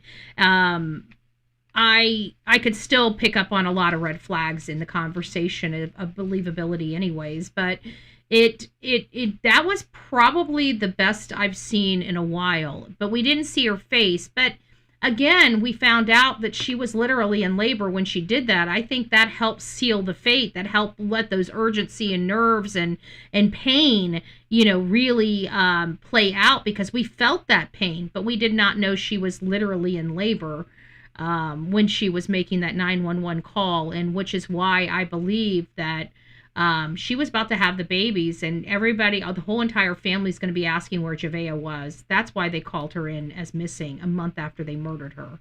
They had no choice. They knew something was going to happen if they didn't. And so they thought they would play it off this way, and they ended up getting jammed up because, again, they are in South Carolina, not Tennessee. That was their first mistake. If they were in Tennessee, they might have had a fighting chance, but they're in South Carolina, and South Carolina, SLED don't play, and they do have a lot of infrastructure in that state that can help them with these cases. So Scott Rouse is a good body language expert. We see him on the body language or behavior panel. He's one of the experts on the behavior panel that talks about. There's only been a few times that I disagreed with their assessment, and I disagreed with their assessment in the Sebastian Rogers case when they did the first assessment of the parents out the gate, which I thought was, that enabled the parents, because the parents, Chris Proudfoot and Katie Proudfoot are pathological liars. They've been pathological liars most of their upbringing. Chris Proudfoot he's 40 years old and has had 5 wives. I mean, if that doesn't show you who that man is, a manipulator, conniver, cunning. I mean, he embodies all of those things when you have 5 wives at the age of 40. So it's just, it's insanity. And actually 5 wives at the age of 35, if you really want to be truthful about it. That's a lot of wives. That's somebody that wants to be committed but doesn't want to be committed. And they were basically giving them a free pass on the behavior panel and all the stuff that we know now. And they never redid it. They never went back and fixed their mistakes. They never, out of all the videos and emails and interviews that the family's done, they've never done not one other explanation, but they've done 2 for Summer Wells, but not for Sebastian Rogers. So I've got problems with the behavior panel. I think that they should reevaluate the Sebastian Rogers case and give us a good reading on him instead of the bullcrap that they did several years ago. I thought it was atrocious. I took Chase Hughes' course, and everything that I learned is exactly opposite of what they spoke about Chris and Katie. I've never seen anything in my life so insane. So anyways, long story short, I think that they need to review that case a little more thoroughly than they have. I think anyone's as jaded as me living this career that I've lived and basically facing killers left, right, and center. Not saying he is one. He hasn't been charged with anything yet. But the other thing that I noticed is that TV cameras can make people behave differently. And that has never been a friend of ours. You know, that you bring out a big TV camera and everybody behaves differently. And if you're grieving, couldn't that really interrupt and muck with the results a little bit as well? The fact that there's this live, you know, or what he feels like is this live moment that he has to be on in front of everyone with a reporter and a microphone, and it could jade the way the real emotion would be? Yeah, that goes back to what I'm talking about, why it's fake. Because when that comes on, you try to hold back a little bit. When people cry, they're not trying for you to see them cry. They're trying not to cry. That's what makes you cry, because you can see what's happening. You get like that too. But this guy, he's trying to cry. So there's that the TV or the camera being there doesn't affect him at all. It just makes him want to act more. He knows that everybody's looking at him. So that's the stress he's feeling. It's not the trying to hold the emotion back so nobody will see the way I'm really feeling, if that makes sense. It does. And I never thought of the fact that you just said most people are trying not to, and they're overwhelmed with the sadness, and it just blurts out, or ugly cry, you know, like it comes out in an ugly way. But you're right. I never thought of it that way, that most people are trying to hold it back no matter what. That's why you can't talk sometimes, because you're trying to hold it back, but you know if it gets loose, it's going to sound, you know, you don't want it to sound that way. Not only that, but once it starts coming out, it's all over, right? You try to hold it back because, you know, once it starts, you're not going to stop. You know, a lot of people don't want to start because they're scared if they start the waterworks won't stop. Okay, here is another clip I want you to take a look at. And specifically, this feels like Forensics 101 to me, but if you refer to your spouse in the present or past tense, it can be very revealing. Let's look. Family and friends have spoken about your relationship with Lynette. We've seen a police report of a domestic incident that left you with a bloody nose and her in handcuffs. Is there anything that you want us to know about your relationship with Lynette? I want you to know that Lynette and I loved each other the most. We've been together almost. Loved each other. We loved each other. Past tense. We loved each other. We don't love each other anymore because she's not here, but we loved each other at one point. That was past tense language. Past tense language is very, very problematic. You want us to know about your relationship with Lynette? I want you to know that Lynette and I loved each other the most. We've been together almost half our lives. My sole focus is finding Lynette. So, Scott, he said Lynette and I loved each other the most. Is that meaningful to you? Yeah, because he's been talking about, this is, how many days has she been gone? Oh, it's not even, I think, 9 days at this point. Oh, so so it's over a week, and he knows she's not coming back. So a lot of times what'll happen is, and you see it all the time. Really? When someone is talking about someone who's missing. Good gracious, open mind. You're something. You're something. Who needs enemies when we have friends like open mind? Always saying, oh yeah, well, women are in that area must be a good judge of men. Sarcasm 101. And nobody knows for sure what's happened to him. They'll talk about him in the past tense. They do it with little children. They do it with husbands, wives, whoever it is. They'll talk about they love them, or he was such a good boy, or she was such a sweet little girl, and they'll talk about them in the past tense. And when that happens, everybody goes, okay, here we go. And a lot of times you'll change your protocol and start going down another path once that happens. That's how important that is.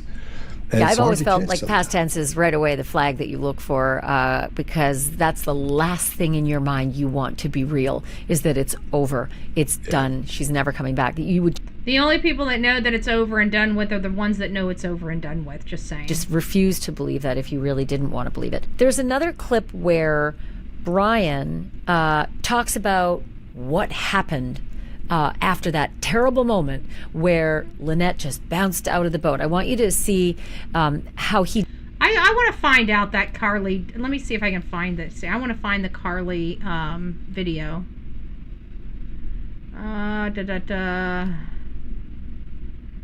Karli was on the Soulmate and gave video to Ashley Banfield.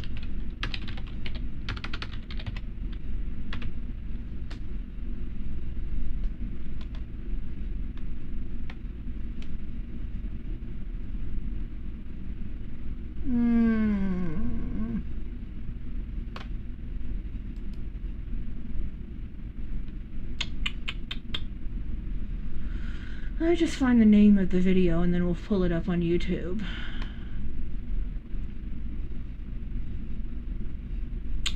See, this is the short. I don't want the short.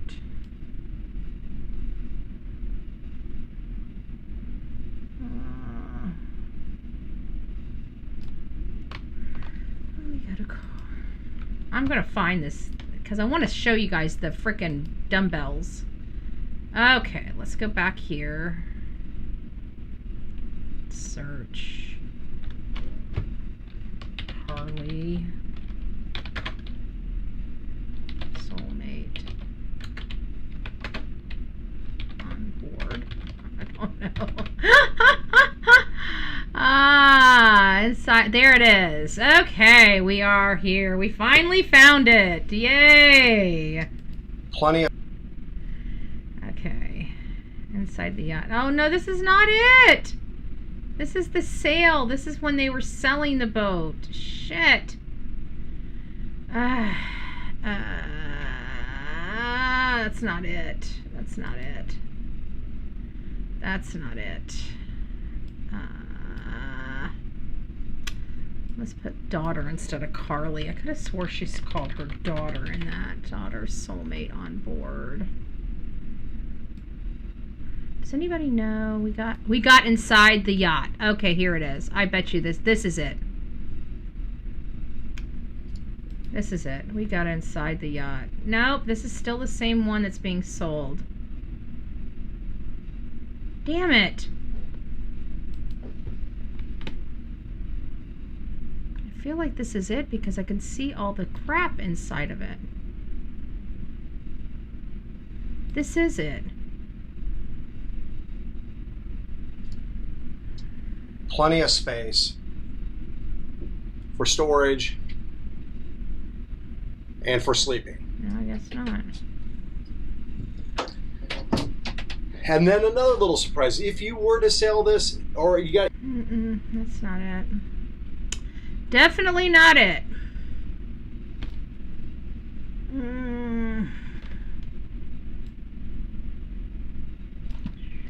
Daughter.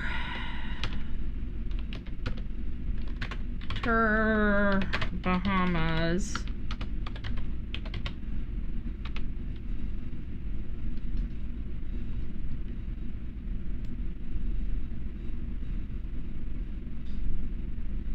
Daughter missing Bahama was reality. Ducks messages. This was found their dinghy. Husband can be vicious.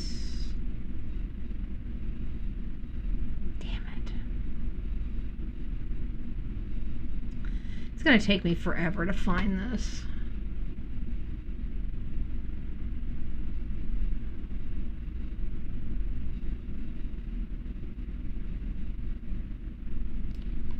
Karli.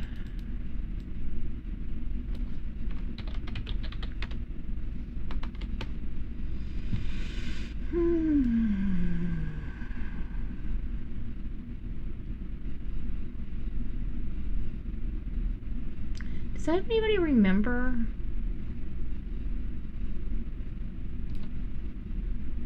Yeah, I can't find it. If anybody finds it, the one where Karli is inside the boat, I'm pretty sure. Let me just go through here. Refuses to cooperate. She went on the boat. It was when Ashley Banfield was there. Calm seas. It's under camera and waits. And Ashley, go to June 2nd. June 2nd.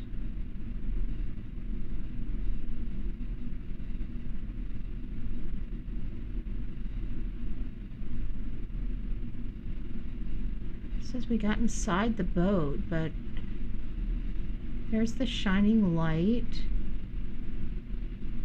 Ghost ship, red flags. I don't know. Can you send it to me if you've got it? Like, send it to me, email it to me or something? Hold on here. Exclusive photos of Lynette alive. We got those. Searching for a body. Brian's real story. We found the boat. So that's when she found the boat. Where's the daughter? Chilling photos. How long has she been missing? We got her missing April. So May, June. So it's only been 3 months. I did send it. Okay, let me find my phone. Oh, my phone's in my pocket. Okay. Thank you. Here it is. Is this it? Granger makes it easy to find and order the product. Oh, I'm going to share this. Let me share it. Share.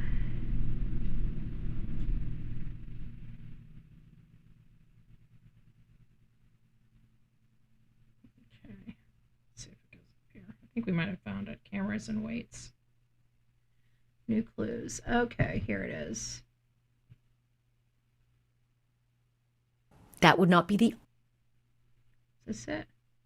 Cameras and weights.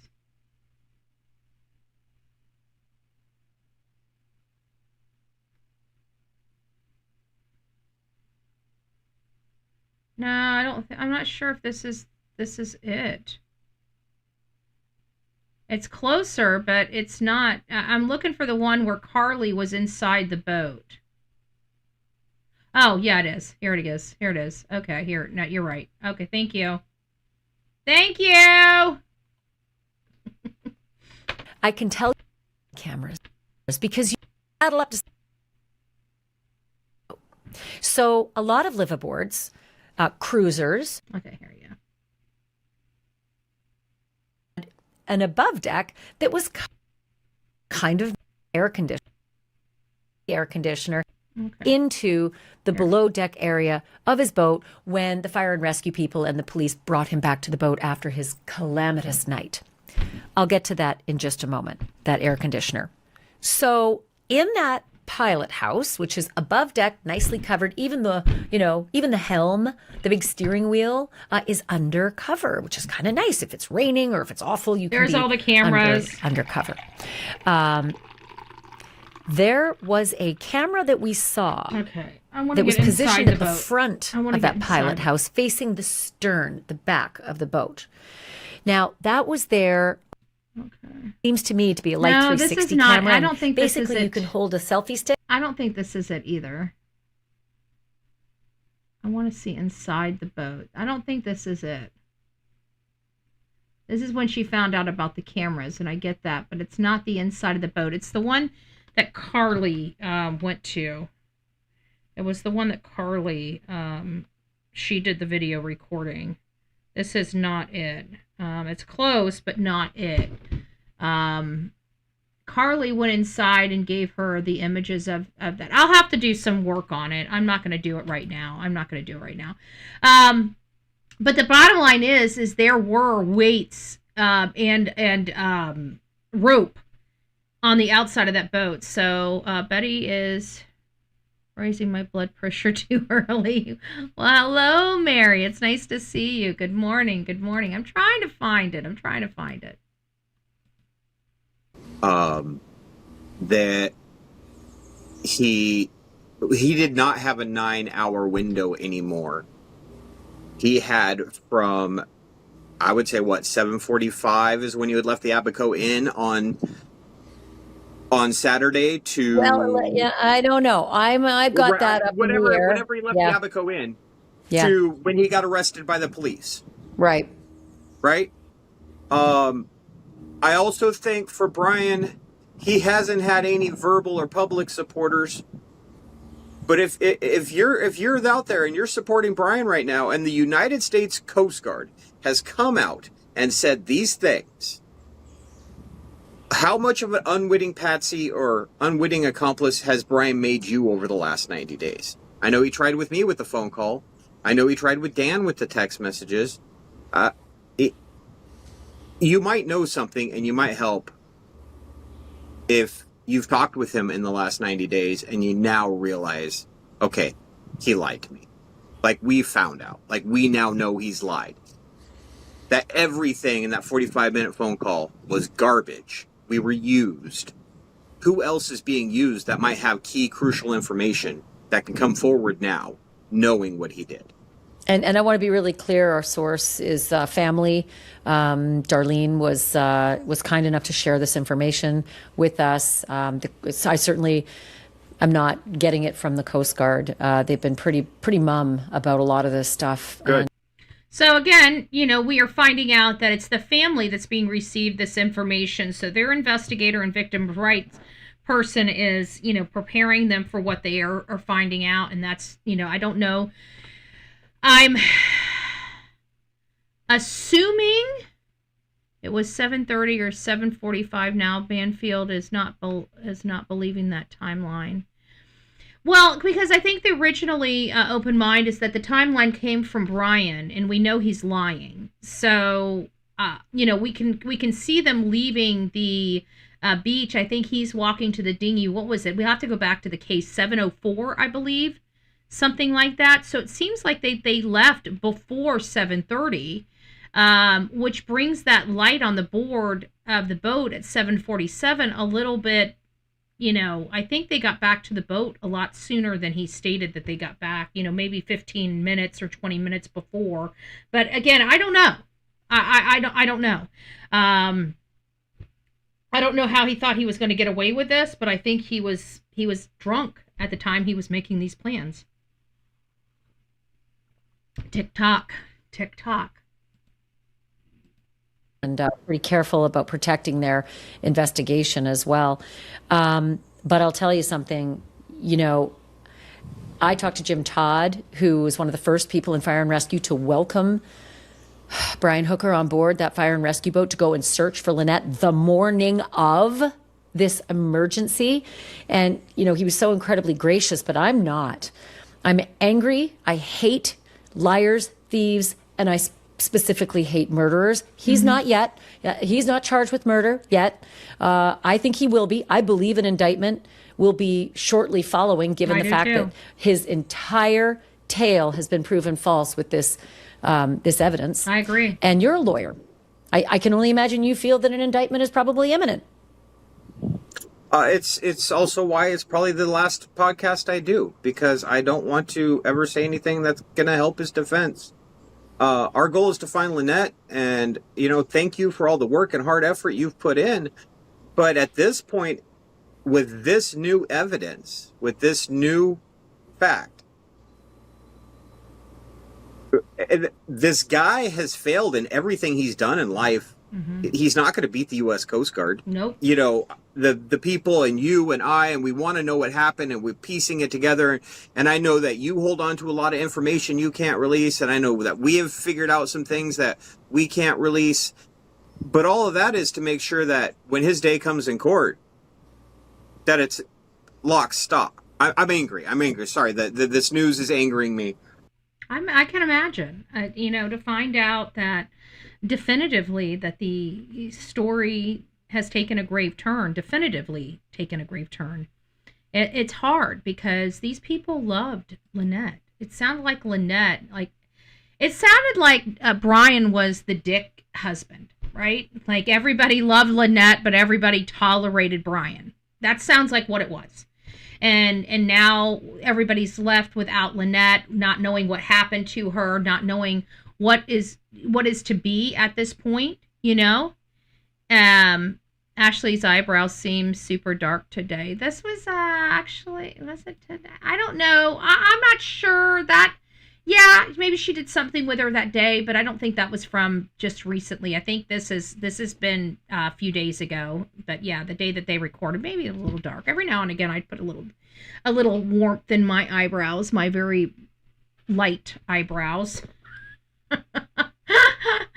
Occasionally, every now and again, you guys see them a little more prominent than other days, but it happens today. I'm going, raw, which I've been going raw. I actually like my, the longer your hair goes without being washed, the better it is to style. I don't know if anybody told you that or not, but I don't know. I'm making sure I'm like washing my hair like once a week because I don't really do anything. If I sweat, like when I was in DC, I had to wash my hair literally every single day, but my hair smells lovely. It actually smells really, really good. And we're like on, I don't know, 5 days now? 5 days, 6 days? I don't know. But the longer my hair goes, the better it styles. Like I woke up this morning, I looked in the mirror, I'm like, well, hello there, dear. Hello. But anyways, it's nice that you guys are all here. You know, we've been covering a lot of these cases. We're finding new cases. Like we were just now talking about Jason Colthart. This is a freaking case. We're on a manhunt for a woman. Like a woman is on the run. And, you know, I keep looking at her. You can tell she's got drug problems. I can tell by the way she's handling herself at the hotel. I can tell that she's got some major substance abuse issues going on, kicking with her. So those things she's not going to be able to run from. No matter where she goes, she's going to have to get a fix. So that's a positive. So we're looking at grungy areas or more grungy areas in areas that she knows. You know, she's not going to trust anybody at this point. So she's got to go to people that she trusts. So this is going to keep her circle very, very small. She's already radioactive because everybody knows that 5 people are now sitting in jail for helping her, giving her a place to stay, giving her a cell phone, helping her get to a secondary location. That secondary location has not been divulged just yet. We've got proof that she has ties to Florida because she's from Florida. This happened in Florida, in Freeport, off Sunset. We're finding out that Sunset address is her address.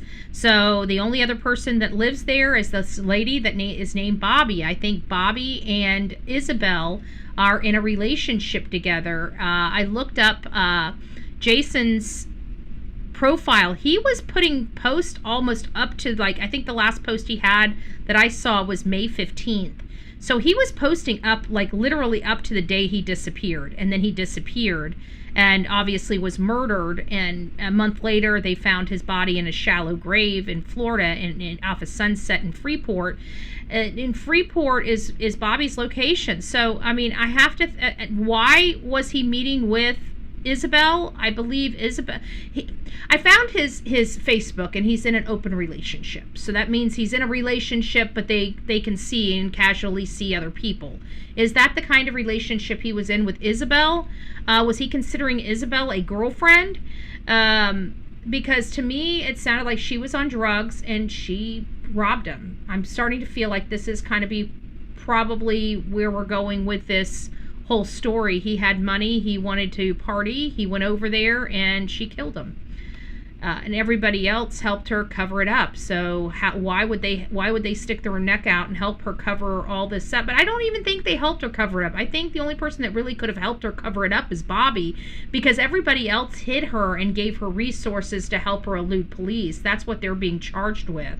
So I think Bobby's charges are going to be upgraded. I don't know why. I just have this gut feeling that Bobby's charges might be upgraded because it looks like her and Isabel lived together. How do we know they didn't concoct this plan together? And how did this 5'3", 120-pound lady drag a dead body? A grown-ass man's dead body. There's a lot of things to be thinking about here. So very interested in finding out what all happened here and how it was done, and if Bobby was involved more than Bobby is saying she's involved. Only time will tell in that case. We've also got another case that we're monitoring, and this is the case of Brooke Hanlon. Brooke Hanlon was stabbed to death multiple times in her home. Her husband appears to be, from where we're sitting, he hasn't been publicly identified by law enforcement, but public opinion is he killed his wife. And so they're just building a case against him before they arrest him. We're hearing that the child's in the custody of family. Some people are saying, well, they didn't say the children weren't in his custody, but I have a funny feeling they're in other people's custody, not his custody of the family, because of this situation. I think they are truly looking at the husband in Brooke Hanlon's murder, because it's a stabbing. I mean, that's a very personal, and if there's multiple stabs, that almost removes the possibility of it being a burglar or a robber, because a burglar or a robber is not going to continue to stab and stab and stab. They're going to get you down, and they're going to flee. Okay, they're going to get you down as quickly as possible. Will you put her photo up? Yeah, give me just a second. Brooke Hanlon.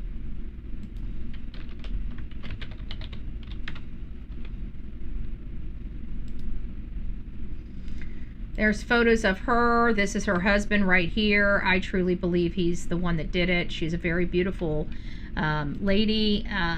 We're finding out in these 20 and 30-something-year-olds that, you know, their first crime is homicide. This guy doesn't even have a traffic ticket. And this is not the first case we've covered. There was another guy that has never been found. His wife was, I believe he's out in the woods, dead somewhere. I think it was out in Connecticut, a young guy too. Stabbed his wife to death and took off into the woods, and nobody's ever seen him or heard from him again. And still to this day, nobody has seen or heard from him again. And everybody thinks he's fleeing. I don't think he fled. I think he's out there in the woods dead. And I think he offed himself. So, you know, these are some of the cases that we're going through. And this is one of many cases that we've covered over the last few years where the first crime of these 20 and 30-year-olds are not traffic tickets. It's them losing their shit because they had a personal problem. They didn't know how to handle the rejection. They didn't know how to handle a disagreement with their own spouse, and they lunged a freaking sharp-bladed object in that person's chest, or picked up a gun and shot them, or, you know, a variety of other things that they have chosen to use as a weapon. But it's because they didn't know how to, they had no anger management. They didn't know how to handle disagreements. They didn't know how to handle rejection. They didn't know how to handle loss. They weren't educated in our school systems like we were. We were taught all those things. Why? Because we never got away with anything. If we did something wrong, we paid for it. We had consequences. Those were life lessons. I don't know when all this stuff came about where everybody gets a trophy and safe places and coloring books. Guys, that shit doesn't work. We've ruined several generations of our society over that nonsense. When you don't teach children how to handle rejection, how to handle disappointment, you get a lot of people that do stupid stuff when crap hits the fan. They're not prepared for it. They don't know how to deal with it. And I think that that's what happened here. I don't know specifically if he's responsible. He has not been named as a suspect or person of interest in Brooke's homicide. But, you know, again, statistics factor in very clearly here. This is a standard case that we cover many times a year, a domestic violence case that we cover many times a year, and I truly do believe that this is a situation where the husband is going to be arrested for murdering his wife. How many burglars do we know that are going to break into a house in broad daylight and stab to death a person for no reason and not take a damn thing out of the house? Doesn't make sense, okay? Doesn't make sense. Now, if they were going to do that, then obviously they wanted the woman, so why is the woman left behind? Why didn't they Nancy Guthrie her, right? Take her with them. So we got a lot of questions with these cases, but we've been covering cases where we're kind of stepping into them. But Jason Colhart, we have a manhunt. So we're going to be focusing on that in the afternoons, is any information to help lead us closer to bringing Isabel into custody. We do have a manhunt, and I think that manhunt is going to spread over 4 different states, because she's, in my opinion, if she's up in Destin, she's already out of the state of Florida. She's out of they were right there by Louisiana, Alabama, Mississippi, Georgia, all there, right there at that panhandle. That's where all of this is taking place. That's where Niceville is. That's where Freeport is. All that is up there in the panhandle. So with this new revelation that in the Jason Colhart case, which we have a Facebook group, folks. If you guys haven't been over to the Facebook group, please get over there. We're on a manhunt, folks. And that manhunt, I need all of your attention. I need you guys all in this chat room. I need you guys doing your detective work and letting me know what you guys are finding. If you guys have anything, I found Jason's Facebook today. I found his ex-wife's Facebook today. We found some information about this case, but more importantly, we have a manhunt underway right now, a manhunt for a lady that's armed and dangerous that has already committed homicide. In Jason's case, he's dead. He's not coming back, and we need to find out why. And why did so many people help her after this happened? What did she do, and what do they know she did, and why did she do it? This is all the stuff being held from us. We've only got 12 members in this discussion group, and this is his murder discussion group. It's the only one on Facebook. So if you're into this case with Jason Colhart, then you're going to want to come over to this murder discussion group. You'll see it. We have a manhunt. Her face is prominent. It shows exactly who we're looking for, and it shows who the victim is as well. So please go over there. It is a public group. We haven't privatized it just yet. It will be privatized, so you're going to want to get in there before we make you start answering some questions to be part of the discussion group. If you are family or friends, please reach out to me. I'd like to understand this case so I'm not speaking incorrectly about the case. The more accurate information my audience has, the more ability we have to help. And that's what it's about. It's about getting this information out there. It's about making sure all eyes are on Isabel, and it's about making sure that she gets captured as quickly as possible. She is radioactive. If you are in my chat and you know this lady, do not help her. Okay? Do not help her. I know you're going to want to help her, but it is not worth your freedom. She is not that kind of friend, okay? It's not worth it. Now, I do believe she's paying her way with substances, which gives her, in this kind of underbelly of society, they are going to help her, and they don't care about going to jail as much as the rest of us do, because they're in and out of jail all the time because of their substance abuse. So they will be willing to help her for a price, okay? For a price. Typically, they're not going to go to jail unless they're being paid handsomely to do so. Some of these people might be helping out of loyalty. It's not worth it. 5 people right now are sitting behind bars with some serious felony charges, and I guarantee they're going to do years behind bars just for the help they supplied her with. 5 days in one house, and that guy is going to jail for a felony of aiding and abetting after the fact of a homicide. Now, most of these people's lives are already over, but the ones that weren't already over, they're done. They'll never be anything. The way their life is now, it's probably going to drop a few degrees. All of these people that are been arrested have extensive criminal histories. One was like 63 pages long. Another one was 60 pages long. Hers is like 20 pages long.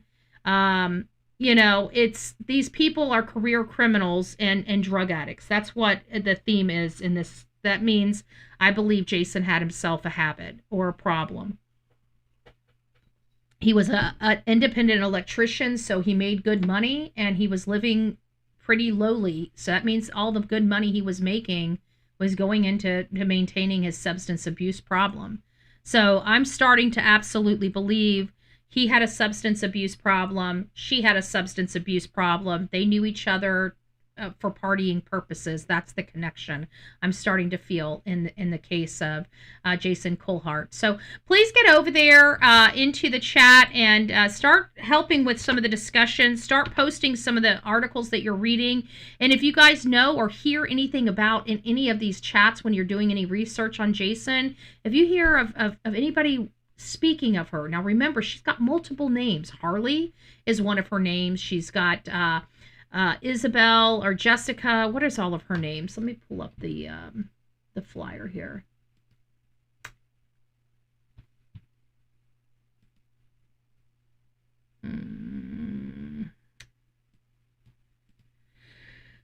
Here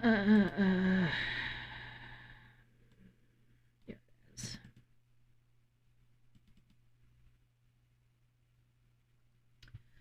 is. So her name is Isabel Rose Johnson, but she goes by Harley, Jessica, and she might even start changing it around and going by Elaine, because she used Jessica Elaine Bowman, Jessica Elaine Thrush, Jessica Elaine Trash, and Jessica Dowdy.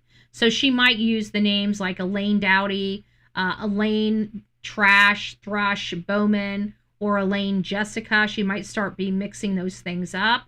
She might start using different names. And she, from what I'm understanding, is that the video of her at the hotel is, shows her with shorter hair. So it sounds like she's already started changing her appearance, but it's the same color hair at that time. So I anticipate that she's already cut her hair off quite a bit. I think it was much longer than mine, and it's probably about the length of mine now. And it still looked like about the same color, this brown that she observes here. But I have a funny feeling that that's going to be changed. That's going to be changed. So get over to that Facebook group. Help us grow over there on the Facebook. We're going to be picking up this case. It's in my own backyard. So I'm going to be heading up to the Panhandle in the next day or two. I'm not sure when. But I have to, make arrangements because I'm bringing Delilah with me. I'm not going to have people. She's got to start traveling with me. She's 2 years old. She needs to start getting used to it. So I think we're going to go up to the Panhandle in the next day or two, just to start getting a lay of the land in the area and just telling the story, looking at the houses, looking at the property, looking at where all these things transpired. I've got a good map of where certain incidences happen. So I've got those plugged in. So we're probably going to go out and cover this case, boots on the ground, just to see if we can garner any information or learn more about either the suspects that have already been arrested, the one that's on the run, or the victim. It would surely be nice if we can get some information either on the record or off the record. I'm already starting to reach out to some of his friends. If any of you guys would like to speak to me on the record or off the record, I'm perfectly fine. I just want to know what happened to your friend, and I definitely want to make sure that whatever happened, whoever was involved, has justice. We seek justice, and they have accountability for what they did. When somebody is murdered, we don't help murderers. We don't help murderers flee and elude. Whether you agree with why they did something or not, it's unlawful, it's illegal, and there is no point in sitting behind. This is a beef that she had with this guy. And look at all these other people that had nothing to do with this guy, had nothing to do with this homicide. They're the ones sitting in jail right now while she's out in the free world doing her thing. I bet you a lot of them are holding their head down, wishing they never even bothered helping her. Why? Because while she's fleeing, they're the ones stuck like Chuck. So think about that before you start helping somebody that killed another human being. We don't protect or support murderers. She had every opportunity. If he hurt her in any way, she could have went to law enforcement. They would have helped her, and I know that for a fact. Especially here in Florida, they would have helped her no matter what. If you guys are being hurt or abused by anyone in law enforcement does not help you, please reach out to me immediately at bullhornbetty@gmail.com. Give me the details of the case. I promise you there will be help for you. I don't know why she did what she did, but there's stuff to be had. I don't know if she was, again, their connection could be a couple different things, from him being a John to her, to them being in this quasi relationship where he took her out on dates and, whatever. But it seems to me that her and Bobby were an item. And I just want to confirm that, because that's what it looks like to me from where I'm standing. Bobby's house is where the body wound up. So it makes me wonder, why was Jason at her house? Why was Jason there? And why is he in a shallow grave on that property? So anyways, guys, that's it for today's show. We'll be back later this afternoon. I'm not sure exactly when, but we do an evening show. We were doing it at 9 p.m. But it's been very difficult for me to get up in the morning by the time that show is. So I'm trying to push it up a little bit earlier than 9. And I'm still trying to find a home. I do like the 9 o'clock, honestly, but I can tell that by morning I'm completely worn out. So I want to bring that back an hour or two so I'm maybe done by 9 instead of creeping into 11 by the time I'm done. At the end of the day, we will talk to you guys soon. We will be back. We might be discussing this case. If there's something probative in Brooke's case, we've got a lot of cases going on. If any of those cases are interesting to you and you're monitoring those cases, send me any changes. If you guys want me to talk about cases, if you have a case of your own that you would like to be debuted on my show, please send that to me at bullhornbetty@gmail.com, bullhornbetty@gmail.com. We're going to start rolling all this out on multiple channels until this lady is apprehended. She's armed, she's dangerous, and she's already killed one person. I want to make sure she doesn't kill anybody else. So please help us get this lady captured as quickly as possible. Clip this segment and start passing her page around. The best way you can help us is get onto this Facebook group and start pushing every little bit of information you find out there on the streets. Put that in this group so we can all see it. We can all digest it. We can all help. And if anybody is in the states of Florida, Georgia, Alabama, or Texas, please get involved in this group. So if you guys see her, we can know about it immediately. Be sure always to call law enforcement before you ever come on social media. That is a major thing. I loathe people that come here on social media talking about things that they see and wondering, should I call the cops or not? You always call the cops. Okay? Always, always, always. If you have to ask yourself, should you call the cops in an abundance of caution, you call the cops. Okay? You always call the cops. You call the cops before you come on social media wondering, should you have called the cops, okay? I just want to make sure that that's freaking clear, sorry, for everybody out there, right? Because we want to make sure that you guys understand we don't come here to tell law enforcement what they need to hear. We tell law enforcement what they need to hear because maybe they don't want the information out here to the public, and they may say, please don't go online and tell anybody this. And if you didn't call them first, guess what? You're out here online telling them stuff that they didn't want you to tell anybody. So please be respectful of these cases, these victims, and the victim's family, including law enforcement. If you see something, you say something, not to us, to them. Then you come over here to us, and we'll be welcoming you with open arms. But one thing you don't want to do in the true crime genre is come on somebody's panel with breaking news information, and then we find out you never even called law enforcement. That's a way for a lot of people here not to like you, and it'll cause you a lot of heartburn in your future in the true crime genre. So please be cognizant. We're here for the criminals to be held accountable, but more importantly, we're here to bring justice for the victims. So if you're coming on somebody's panel and you didn't pick up the phone and call law enforcement first, you're probably going to have a lot of hell to pay over that. And I'm just letting you know, because we don't allow people to attack you on this channel, but we don't run shows all day long every day. So wherever you do go, they will attack you. And they will cause a lot of problems in your sphere if you go to a social media channel when you should have been calling law enforcement. I'm just throwing that out there. I'm not saying we would do it. We don't do it. We don't allow that to happen on our channel. That's the beauty of being here on the Bullhorn Betty channel. But not all the channels are, conduct their channels the way we conduct our channels over here. So I just want to make sure everybody knows that. All right, guys, you guys take care. We'll see you later this afternoon. Have a great day. Have a great day, guys. I'm so happy with the Lynette Hooker case. I will not lie. Lynette Hooker, I told you guys she's going to be the one that's solved first. Her case is being solved first. Out of all the cases we covered, this was another assessment that I made very early on in this case because I knew the feds were in this case, the Coast Guard. And I know their elite training in the Coast Guard and what they are capable of doing. And so that gave me a lot of great hope in the Lynette Hooker case that we would find out truly what happened to Miss Lynette Hooker. And without a doubt, they have not disappointed. I truly believe that this case is going to be resolved before any of our other cases. And it's a testament to our federal partners and our federal investigators. And I just wish every case was able to be touched and investigated with the same thoroughness as the Lynette Hooker case. And I pray to God that we find a way to bring the FBI into Sebastian Rogers' case as well as Summer Wells' case. The FBI needs to be running both of those investigations, and TBI and the state of Tennessee, they need to all go back to training. I can't stand the state of Tennessee. I'm sorry, I just can't. I can't stand their law enforcement out there.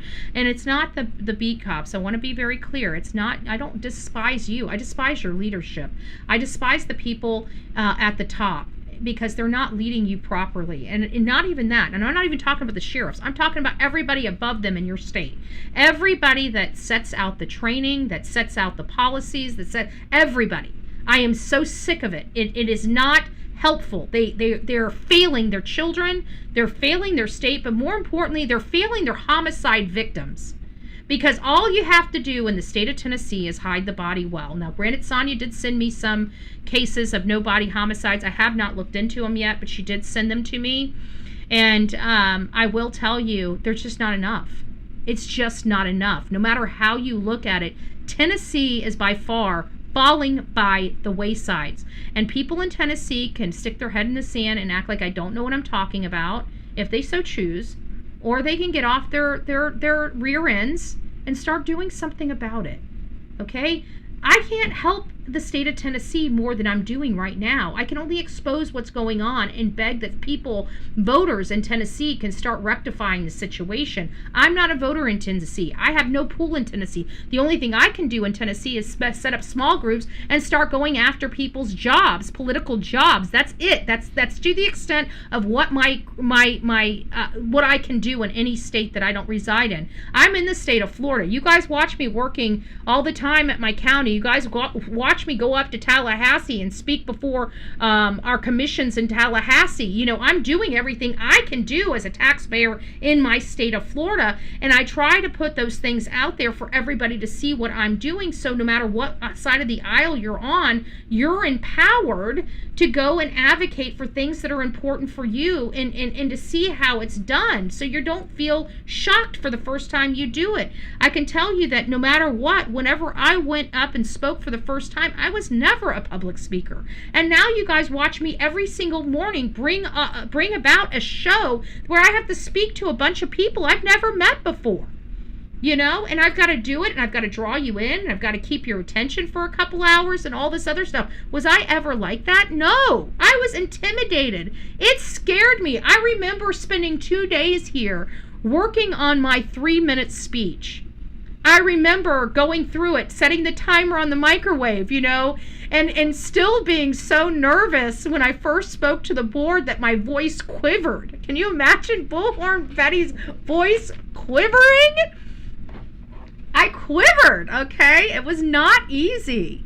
But over time, it got easier. And every time I showed up, it got a little easier and got a little easier. And then I got angry, you know, how dare they do something? And I was just ready to go and fight. So I got my handy-dandy bullhorn, and I started showing up at people's houses and letting them know how I feel about their policies. And then next thing you know, that's spilling over to Gabby Petito, and then the birth of Bullhorn Betty is here. And it all started out with me being very intimidated, but having a message to my Board of County Commissioners. That's how it all started. So now I'm a public speaker. I can speak publicly. I could dance in the middle of the rain. I probably wouldn't be able to dance naked just yet because I'm not a movie star, but I am a public speaker, so I have no problem, you know, looking foolish, speaking foolish, or even speaking smart and looking smart, right? So anyways, I hope that you guys are empowered. If you see something you don't like out there in your community, please be the change, be the voice. It doesn't matter what side of the aisle you're on. At the end of the day, what do we all want? We want our own space. We want our own place. We want safety to do our own thing. We want good jobs to be able to afford it all. And we want good schools to teach our children so our children don't fall behind. That's something that is nonpartisan. And I think if we all just stick to those core values, I'm pretty sure we can all just get along. I'm just saying. Anyways, rock it out with your coffee beans out. Don't forget to be fearless. If you see something, say something, including in your county meetings. Stand up and speak up, right? Have a great day, guys. We'll see you in the near future. God bless.